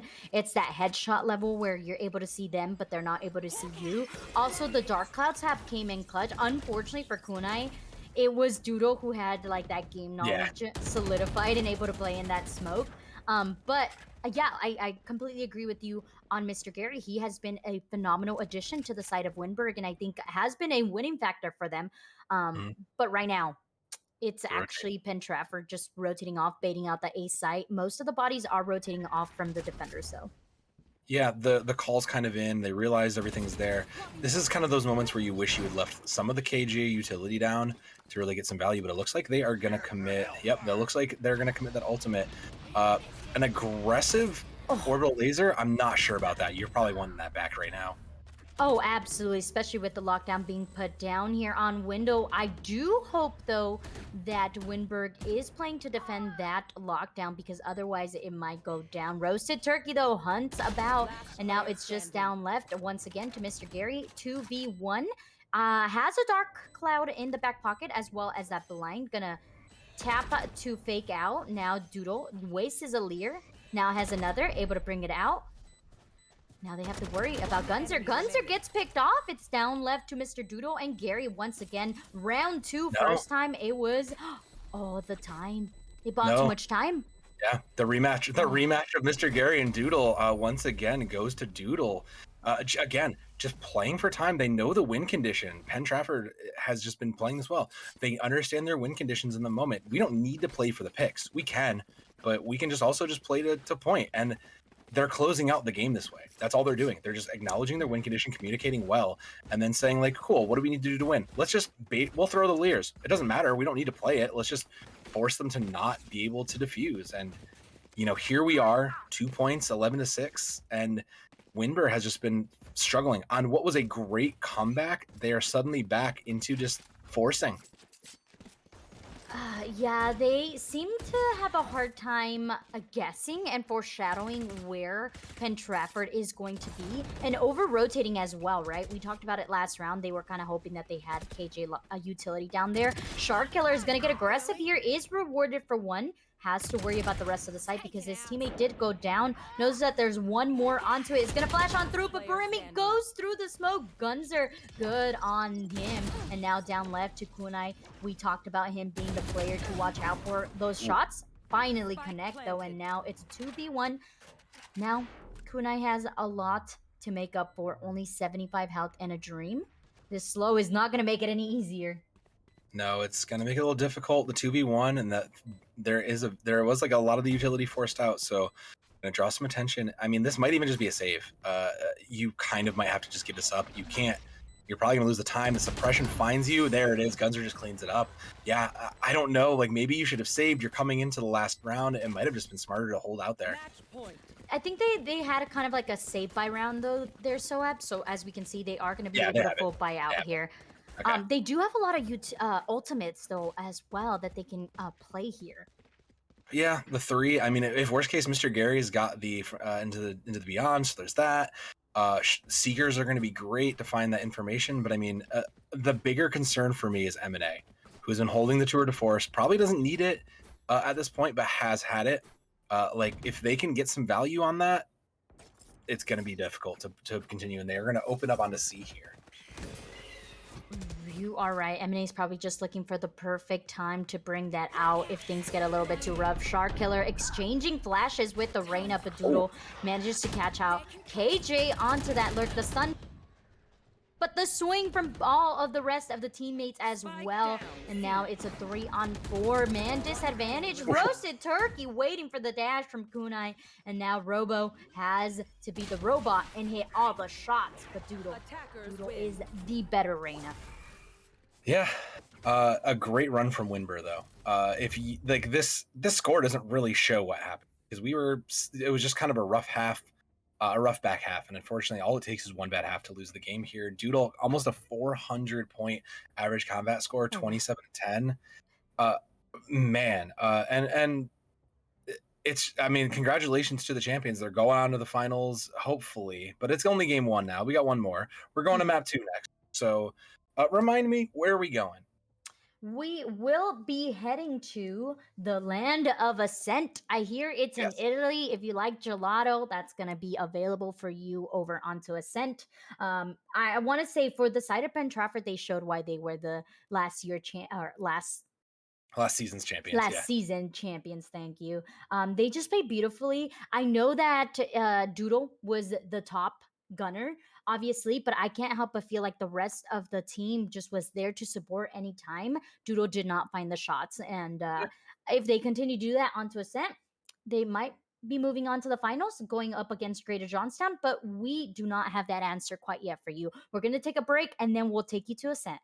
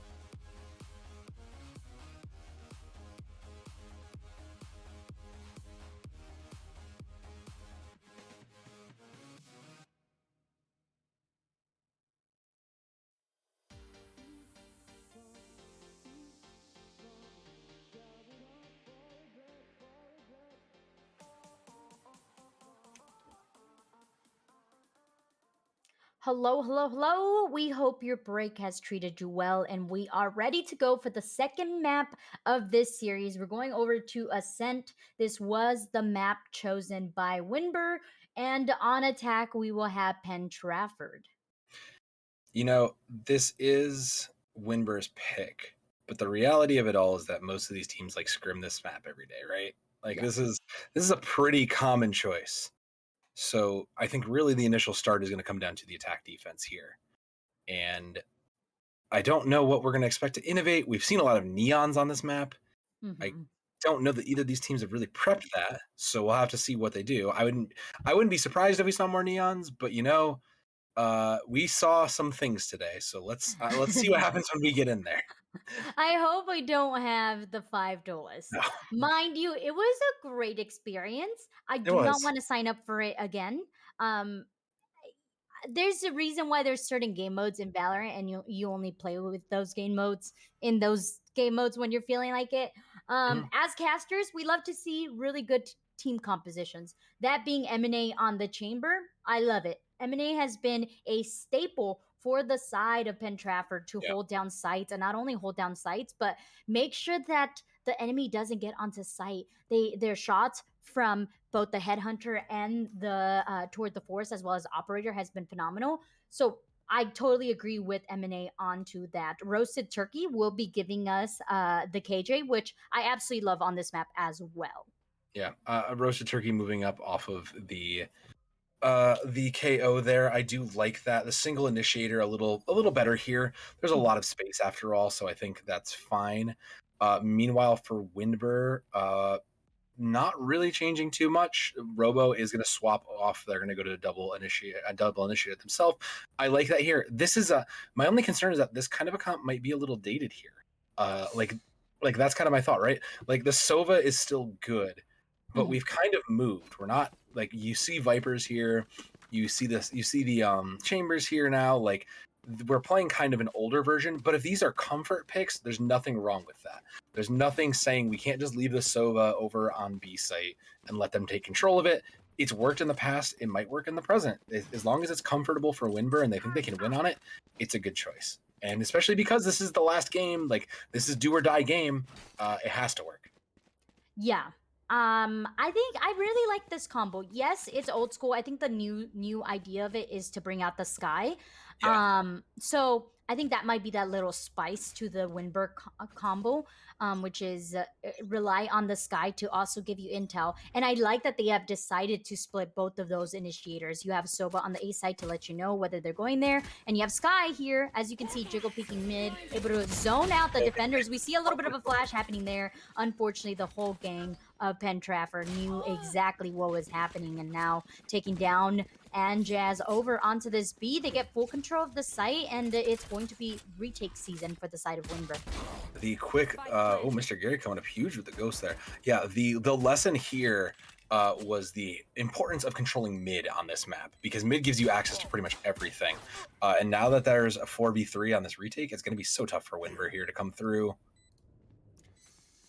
It is a lot to be asked for, especially when utility from Penn Trafford is still pretty high. The trademark does get taken down. A dark cover is going to go through for both House. Now the swing from Kunai is good for one. Looking for the second. Robo helping out a friend, and now down left to just one. Kunai and a Dream versus a 2v1. M&A has hit the shots, but now falls down. Judo, though, has been the clutch master for Penn Trafford and continues to do so. Yeah, both of these players who we've been keeping our eye on really have been coming onto the forefront of these teams, and it was tough because there was not going to be a lot of time to get that, even if Kunai had made those picks. But the effort was made, and every single person that falls is more money out of pocket. So a good play and a good decision there. Penn Trafford, they will probably buy up. The question is how much. And Gunzer wants to go all in. Gunzer's looking all in. They might invest that hard, and I respect it. That's an aggressive play, and I respect it. But so is this A push right now. Oh man, this is going to be a scary situation for Kunai, who has decided to play this aggressively, but Mr. Gary's shots are connecting and helping out a friend. M&A taking out Robo out for the season, or for this specific round, and now it's going to be a retake with the bomb already ticking. Both of these players from Penn Trafford are playing hell here, and they're not going to give up sight. They're just going to keep one off of A main. M&A is going to be the one holding down the fort. Oh, they don't have a lot of utility to come into. They're going to have to rely on this guiding light. But Gunzer is already ready for the swing, and now it's just down left to two lonesome defenders. Not the best weapons in hand. The Vandal does get picked up, was lost for a second, but now Quarter has it in hand and able to clutch it out. You know, high risk, high reward though. The Vandal came in, got several picks for Gunzer, and Quarter picked one up with it too. It was advantageous, but it worked out, and you're rewarded for that. And meanwhile, now Windber's got to decide. We're ready for this full round now. Can we make it worth? Robo's going to buy up that Odin, try to get that wall spam, see if they can find any information there. And you know, Penn Trafford again coming out the gate strong here. It looks like they're going to keep this momentum going though. Oh, I mean, Penn Trafford's just a team that's super aggressive, and they know how to get onto the site. They've been doing beautifully with the brim smokes and the flashes coming out from either Sky or Reyna. This time around, though, it is this crossfire happening from Kunai and Shark Killer. I love the positioning from Kunai because that's an angle that usually gets a little bit overlooked.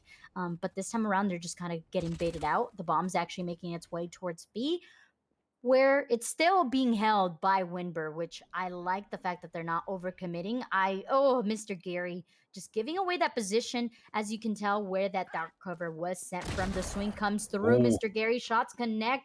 That's no longer a Sky available for the side of Penn Trafford. They're going to have to worry about getting onto site with just the rain of flashes. Robo with the Odin connects. Now looking for the second Doodle. Good for one. Kunai as well, adding onto the kill count. And down once upon a time, there was two. Now there is just one roasted turkey.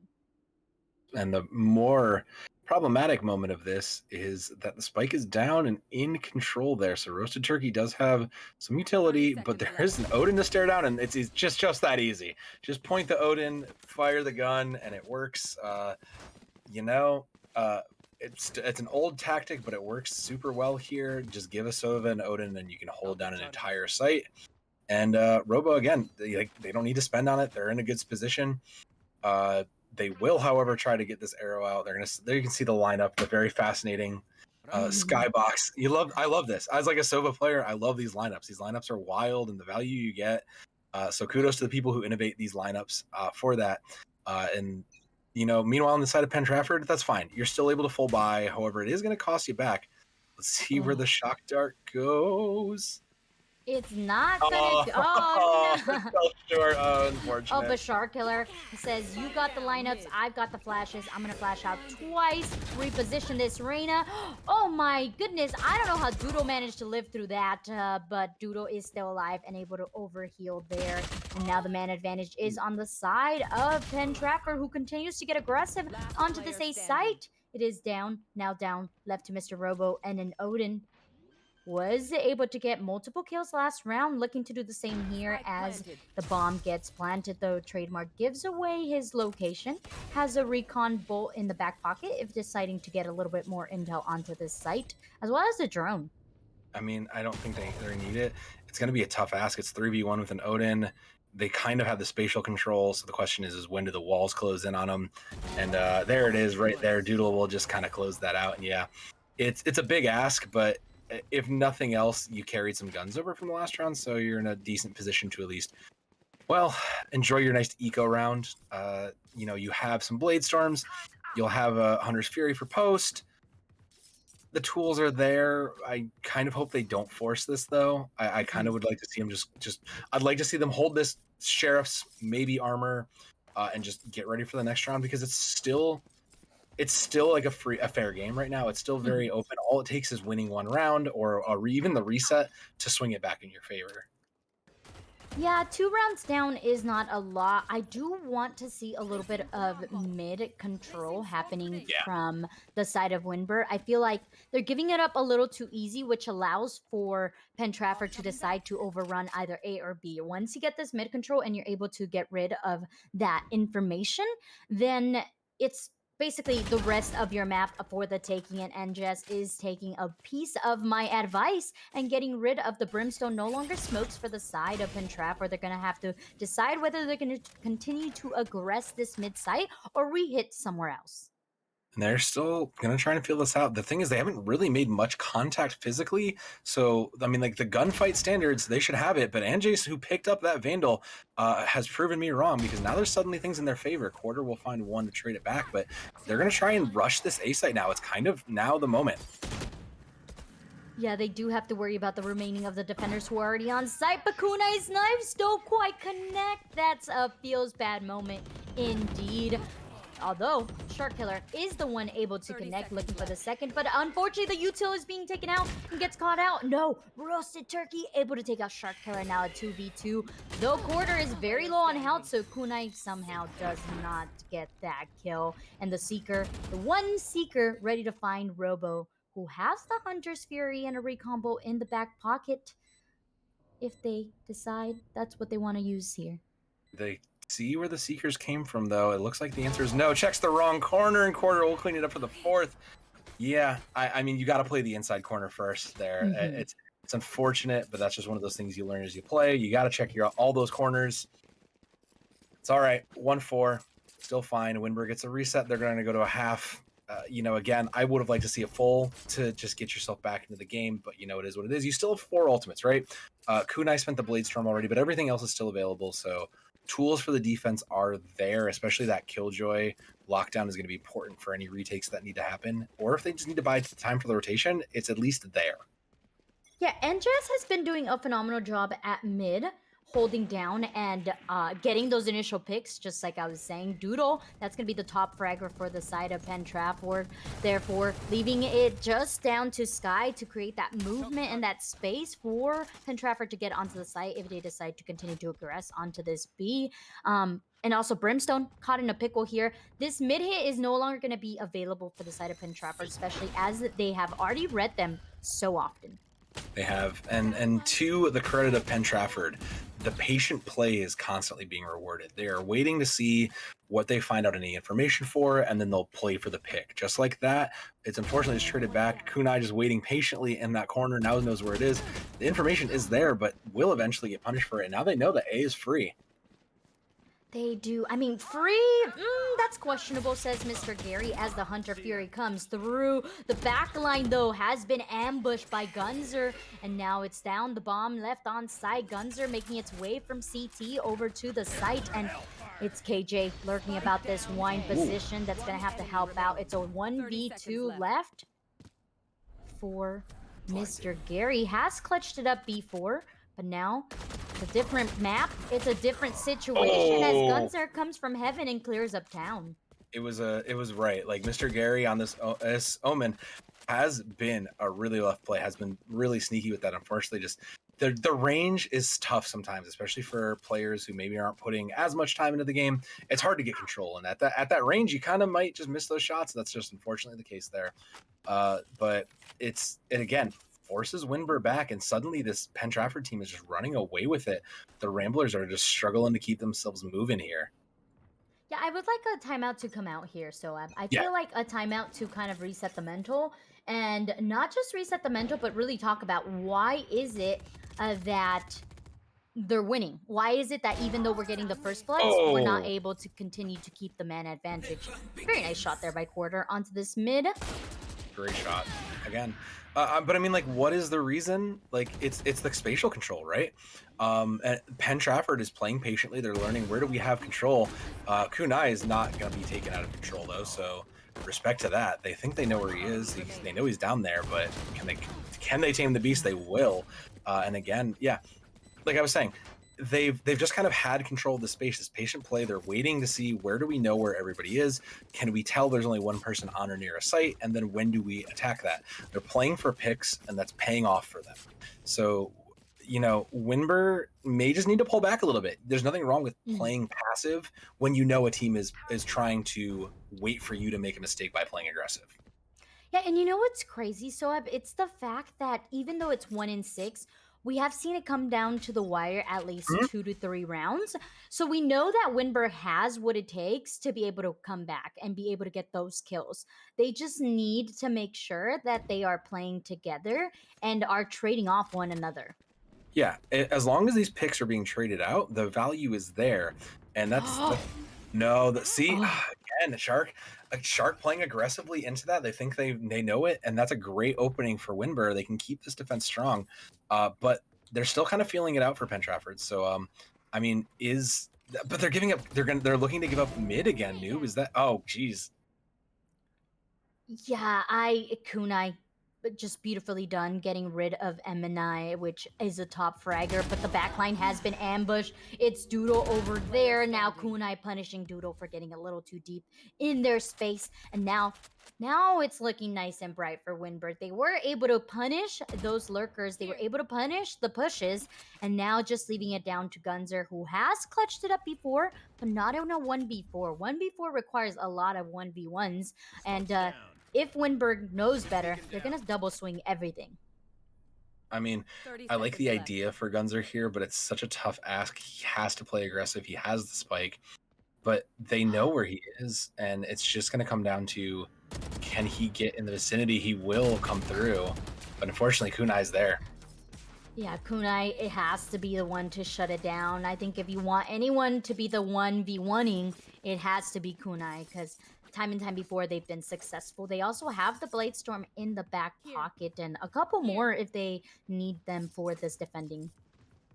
Yeah, the double sentinel on the attack, though, not as helpful. If M&A can play to control his mid, Penn Trafford is just in a good position. Roasted Turkey can help them get into B if that's what they choose. And you can see it. They're splitting now a little bit. They might just try to feel this out. Yeah, I like the change of pace. You Yeah. have been trying to full push together a site and it didn't quite work out. Now let's switch it up. Let's bring it, let's slow it down, see if they can make a mistake based on the lack of information that we give them. And just like that, it is Shark Killer getting punished for peeking a little too wide onto that A main. And actually, once upon a time, it was a slow push. Now it's a full control onto this A site as both of the defenders go down. Once that first pick came in, M&A knew to keep an eye on mid. They knew the rotation would be coming through. So now that they know they've got control of the space, everything's there. But Mr. Gary not going to let that space be taken too much. 2v3 coming in, and Spike is down. Oh no, NJ's falls too though. It's just down to Mr. Gary, and I don't think he can win the 3v1. I mean, we've seen him do things for sure. Ooh. Just like this 1v1 now has to worry about Sky. Knows that the guiding light came from the side, but doesn't know exactly where the roasted turkey is. And the blind does come through, and Quarter just finishing it up home. 7-2 on the board. There's still 2 more rounds to be played, I believe. No, 3 more rounds to be played. So if we're hypothesizing here, Soab, creating a hypothetical, if Windber were to win these last 3 remaining rounds, it'd be a 7-5, and 7-5 is not too bad.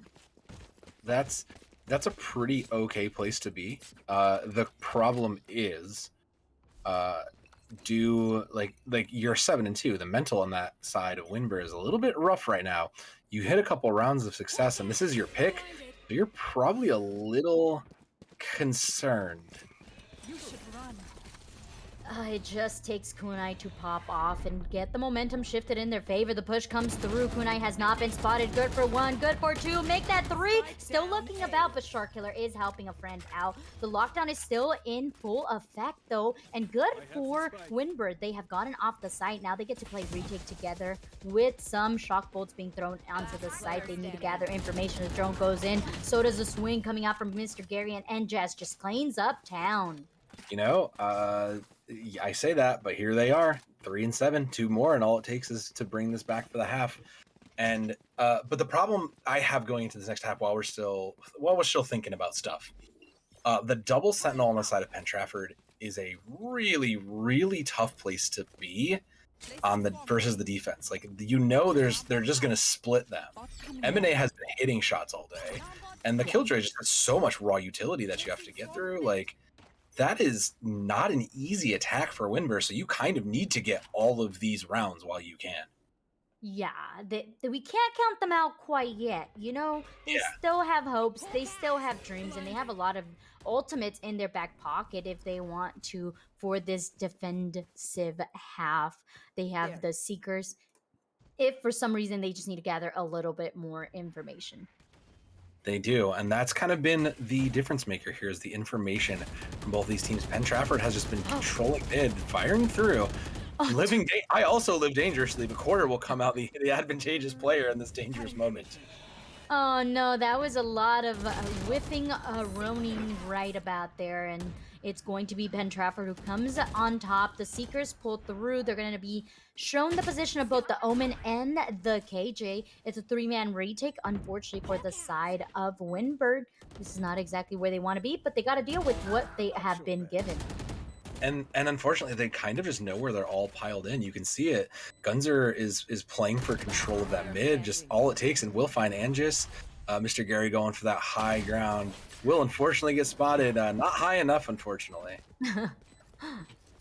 Definitely not. 9-8-3 on the board. Hey, there is a curse. We could potentially activate it if you know, they decide to just give up that round. I don't know if that's an actual strategy that Windber might want to go for, but what the strategy could be would be popping that KJ lockdown and the Seekers to zone out these attackers, because Penn Trafford has been so aggressive. So once they decide to hit a site, they hit that site hard. So to be able to zone them out for enough time for the remaining defenders to get onto the site with you, that might be the best bet. Yeah, playing for the retake might also not be the worst play either. Robo has just been playing this mid so passively, unfortunately, and it's giving a little bit too much control there. The Seekers will come out to find a little bit of anything, but it doesn't. Other than knowing they're in mid, that doesn't really give them too much. Unfortunate. I mean, they're just do they give up control of mid again, noob? Like it looks like Gunzer's gonna drop it. They've given them again, noob. They have, and this is going to cause for them to have to play onto the site and be successful at holding that site out. The orbital strikes have been very questionable, I have to say so. They haven't been my favorite. They haven't found as much success. Maybe that was just to buy them secure time to get onto the site, but now it's gone. Now that it's gone, you have to worry about the lockdown that it is in the hands of Windber. It is, and the spike will go down, and suddenly that's all those tools are there. I know, an advantageous play from Gunzer, needless to say, but M&A's on that flank looking for more. Does find two, looking for more. Third's there, Mr. Gary. Hello, you home? No, not today. We'll take Oh, until. Oh no! Oh! Oh, okay, Oh! Mr. Oh, Gary. the sidestep tech. Okay, Mr. Gary, we see you there. Oh, now it's down left. It's a 3-on-3, looking nice and bright. And as I say that, Quarter says 3-on-3. Make that a 3-on-2. Mr. Gary trying to help his team out. Now a 1v1. But Roasted Turkey comes out on top. And a 9-3 curse could potentially be in the shadows. Well, new half, new moment. Let's take a breath. I mean, all things considered, it's been like I'm looking at the kill board and I'm like, it's pretty close though. All things considered, it's not like these rounds really reflect the scoreboard in some ways, right? Like there's a couple of people who are just excelling. There's a couple down. Like Anjay's at 4-11 is kind of the low end of everything, but that's kind of the only outlier. Didn't quite get that to stick. So what on it? Okay, there it is. Yeah, love that tech. That's cool. I'm gonna use that in a ranked game later today. But again, so this is a very defense-minded comp from Penn Trafford. So you really have to play patiently, wear out a lot of that utility, and just kind of hope M&A doesn't hit those shots like she has been. You really are. And you're also hoping that you can overrun a site just as easily as Penn Trafford did on the attack. You have, you're dashing onto the site, Mr. Gary helping out a friend. It's M&A who gets dropped by Kunai.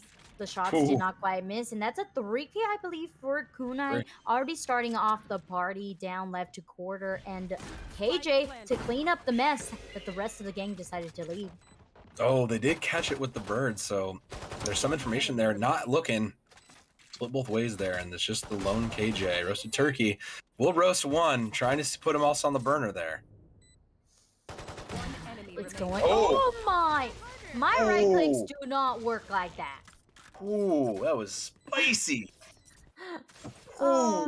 Thankfully, Kunai was there to clean up for Jazz, because I would need a friend to help me up after that one. That was I'm still trying to get my breath back from that because that was a spicy shot to hit that and then clean that up. Whew. All right. Windber's still alive though. They're gonna buy up. I like the buy up. I think this is kind of, you're running out of times. Fine by me. You have the gun advantage. In theory, you just bring this round home.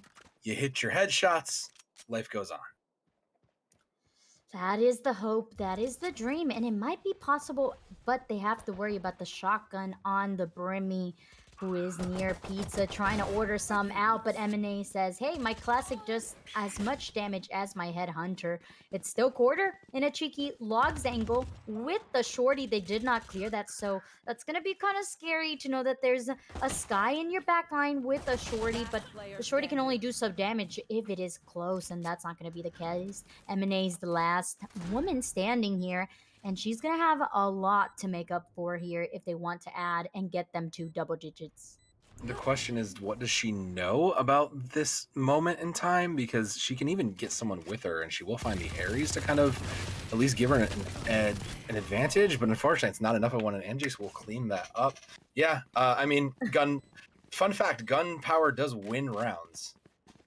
Yes, indeed. And Jazz making their way up on the leaderboard as well. So we talked about NJ, who has done a phenomenal job on defense, holding down mid, now finding their stride on this attack, especially with these post plants. We saw this initially for them too on the first map. We didn't see it for long, but Anjay's has constantly looked better on the defense.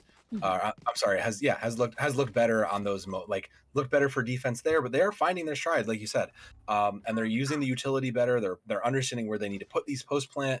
The knowledge of how to play the Killjoy is there, especially on this map, and that's going to be a lot towards swinging this back in their favor.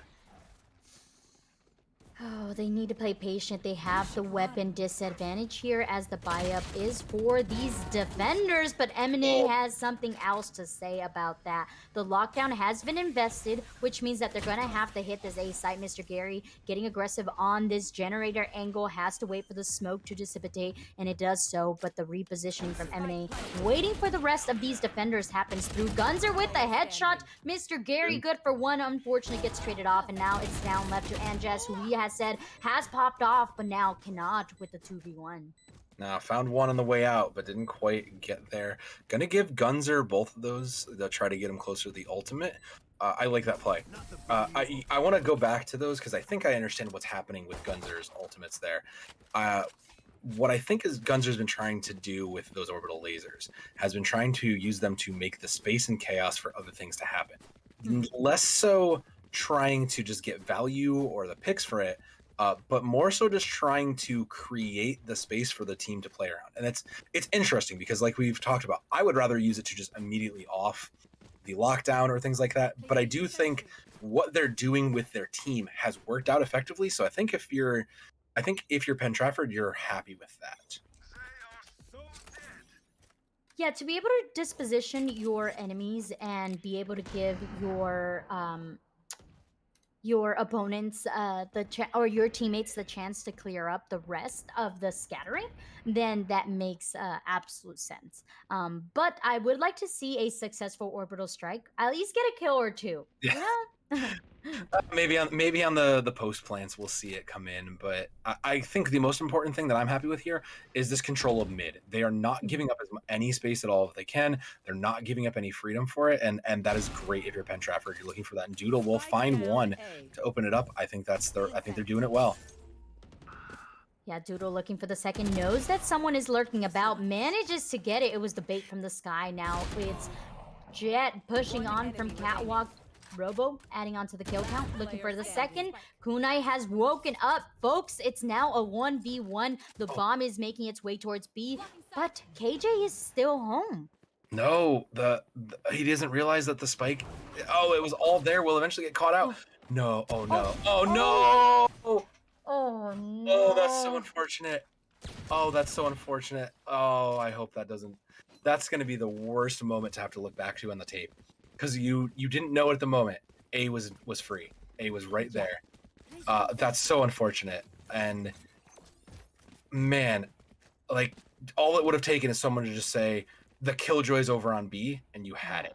That's so unfortunate. That's just That hurts. That pains me, and I'm not even playing.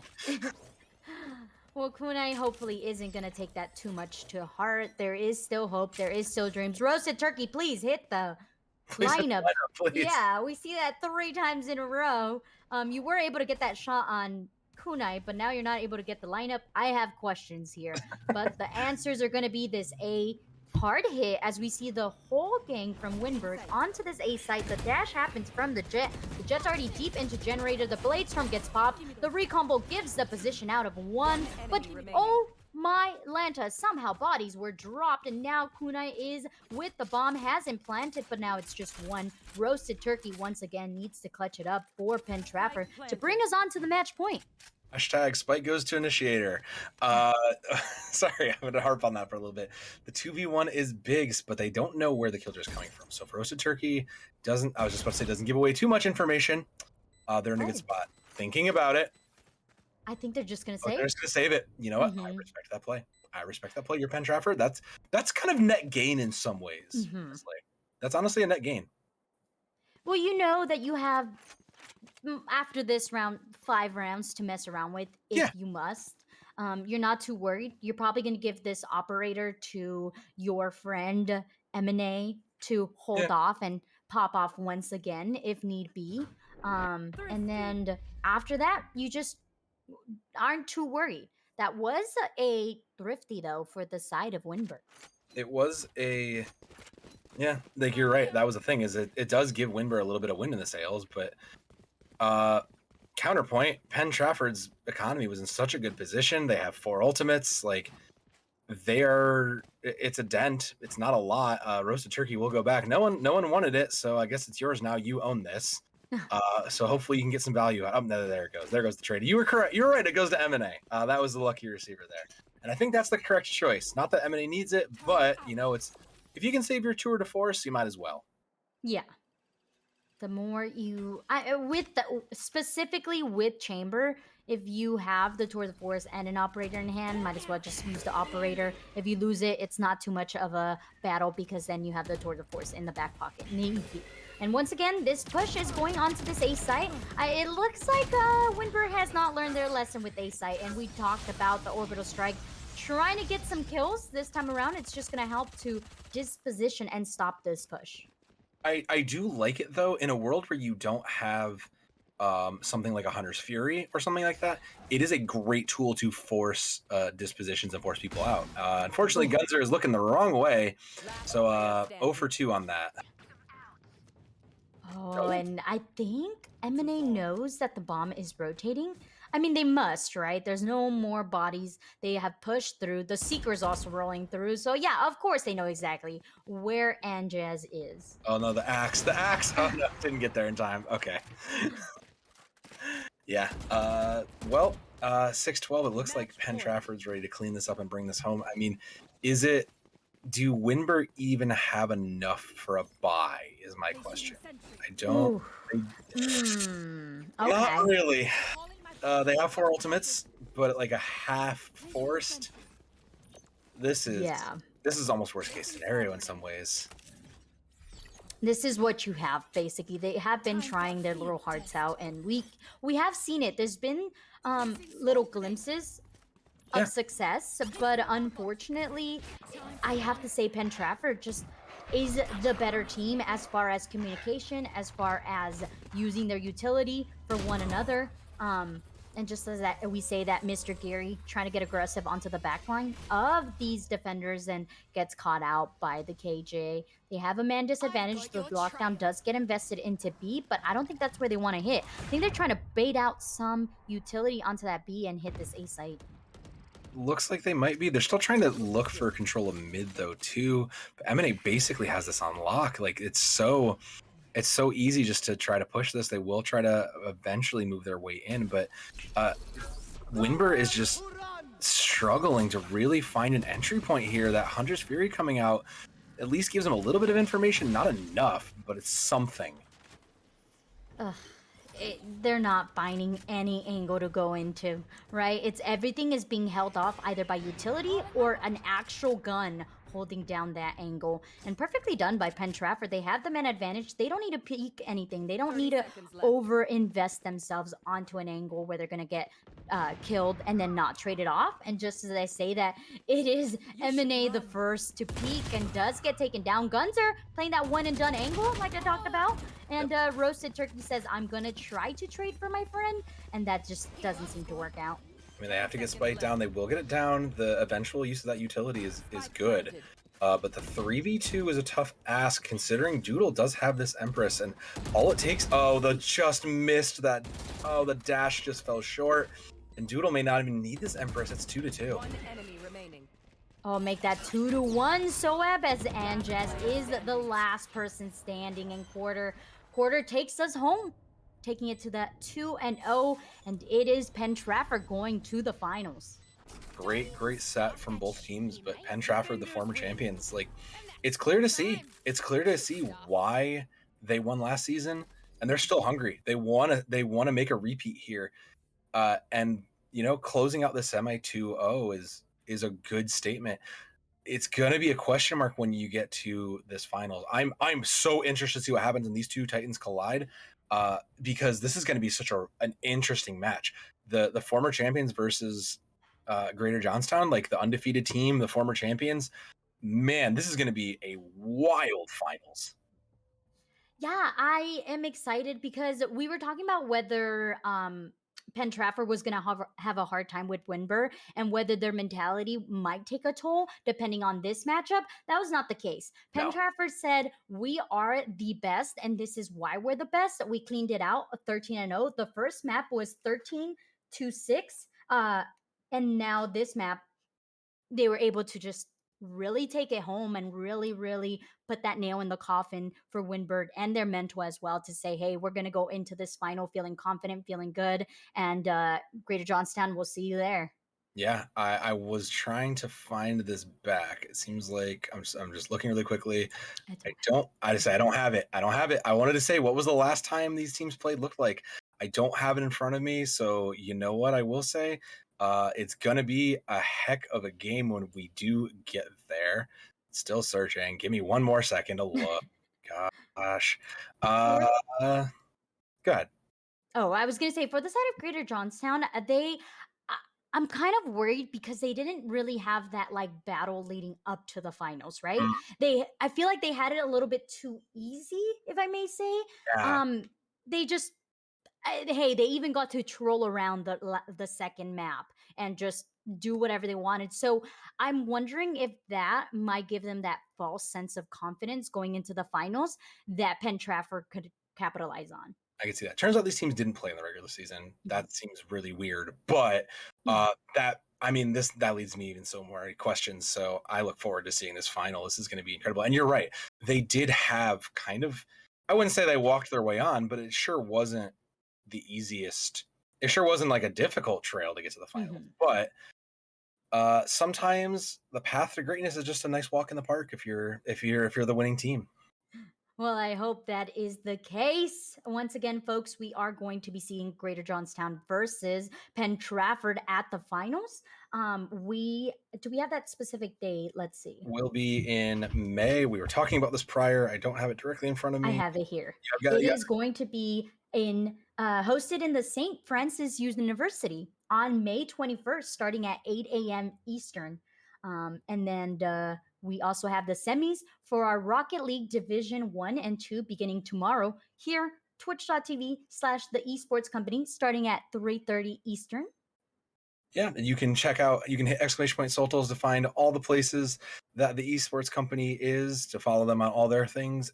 !Casters. If you somehow have made it this far and don't know us or haven't talked to us or whatever, the information's there, but it's been an incredible season and incredible playoffs, and I can't wait for the finals. Any closing stuff from you, Noob? Yeah, shout out to Oki, who's been in the background, making sure to get these teams here ready to go, always getting the maps for us and just doing a phenomenal job on the production side of things. Shout out to the company, the esports company, and shout out to all these high school teams who brought a team together, played throughout this season. Even though you did not make it to the finals, you tried your best, and hey, there is always the next season.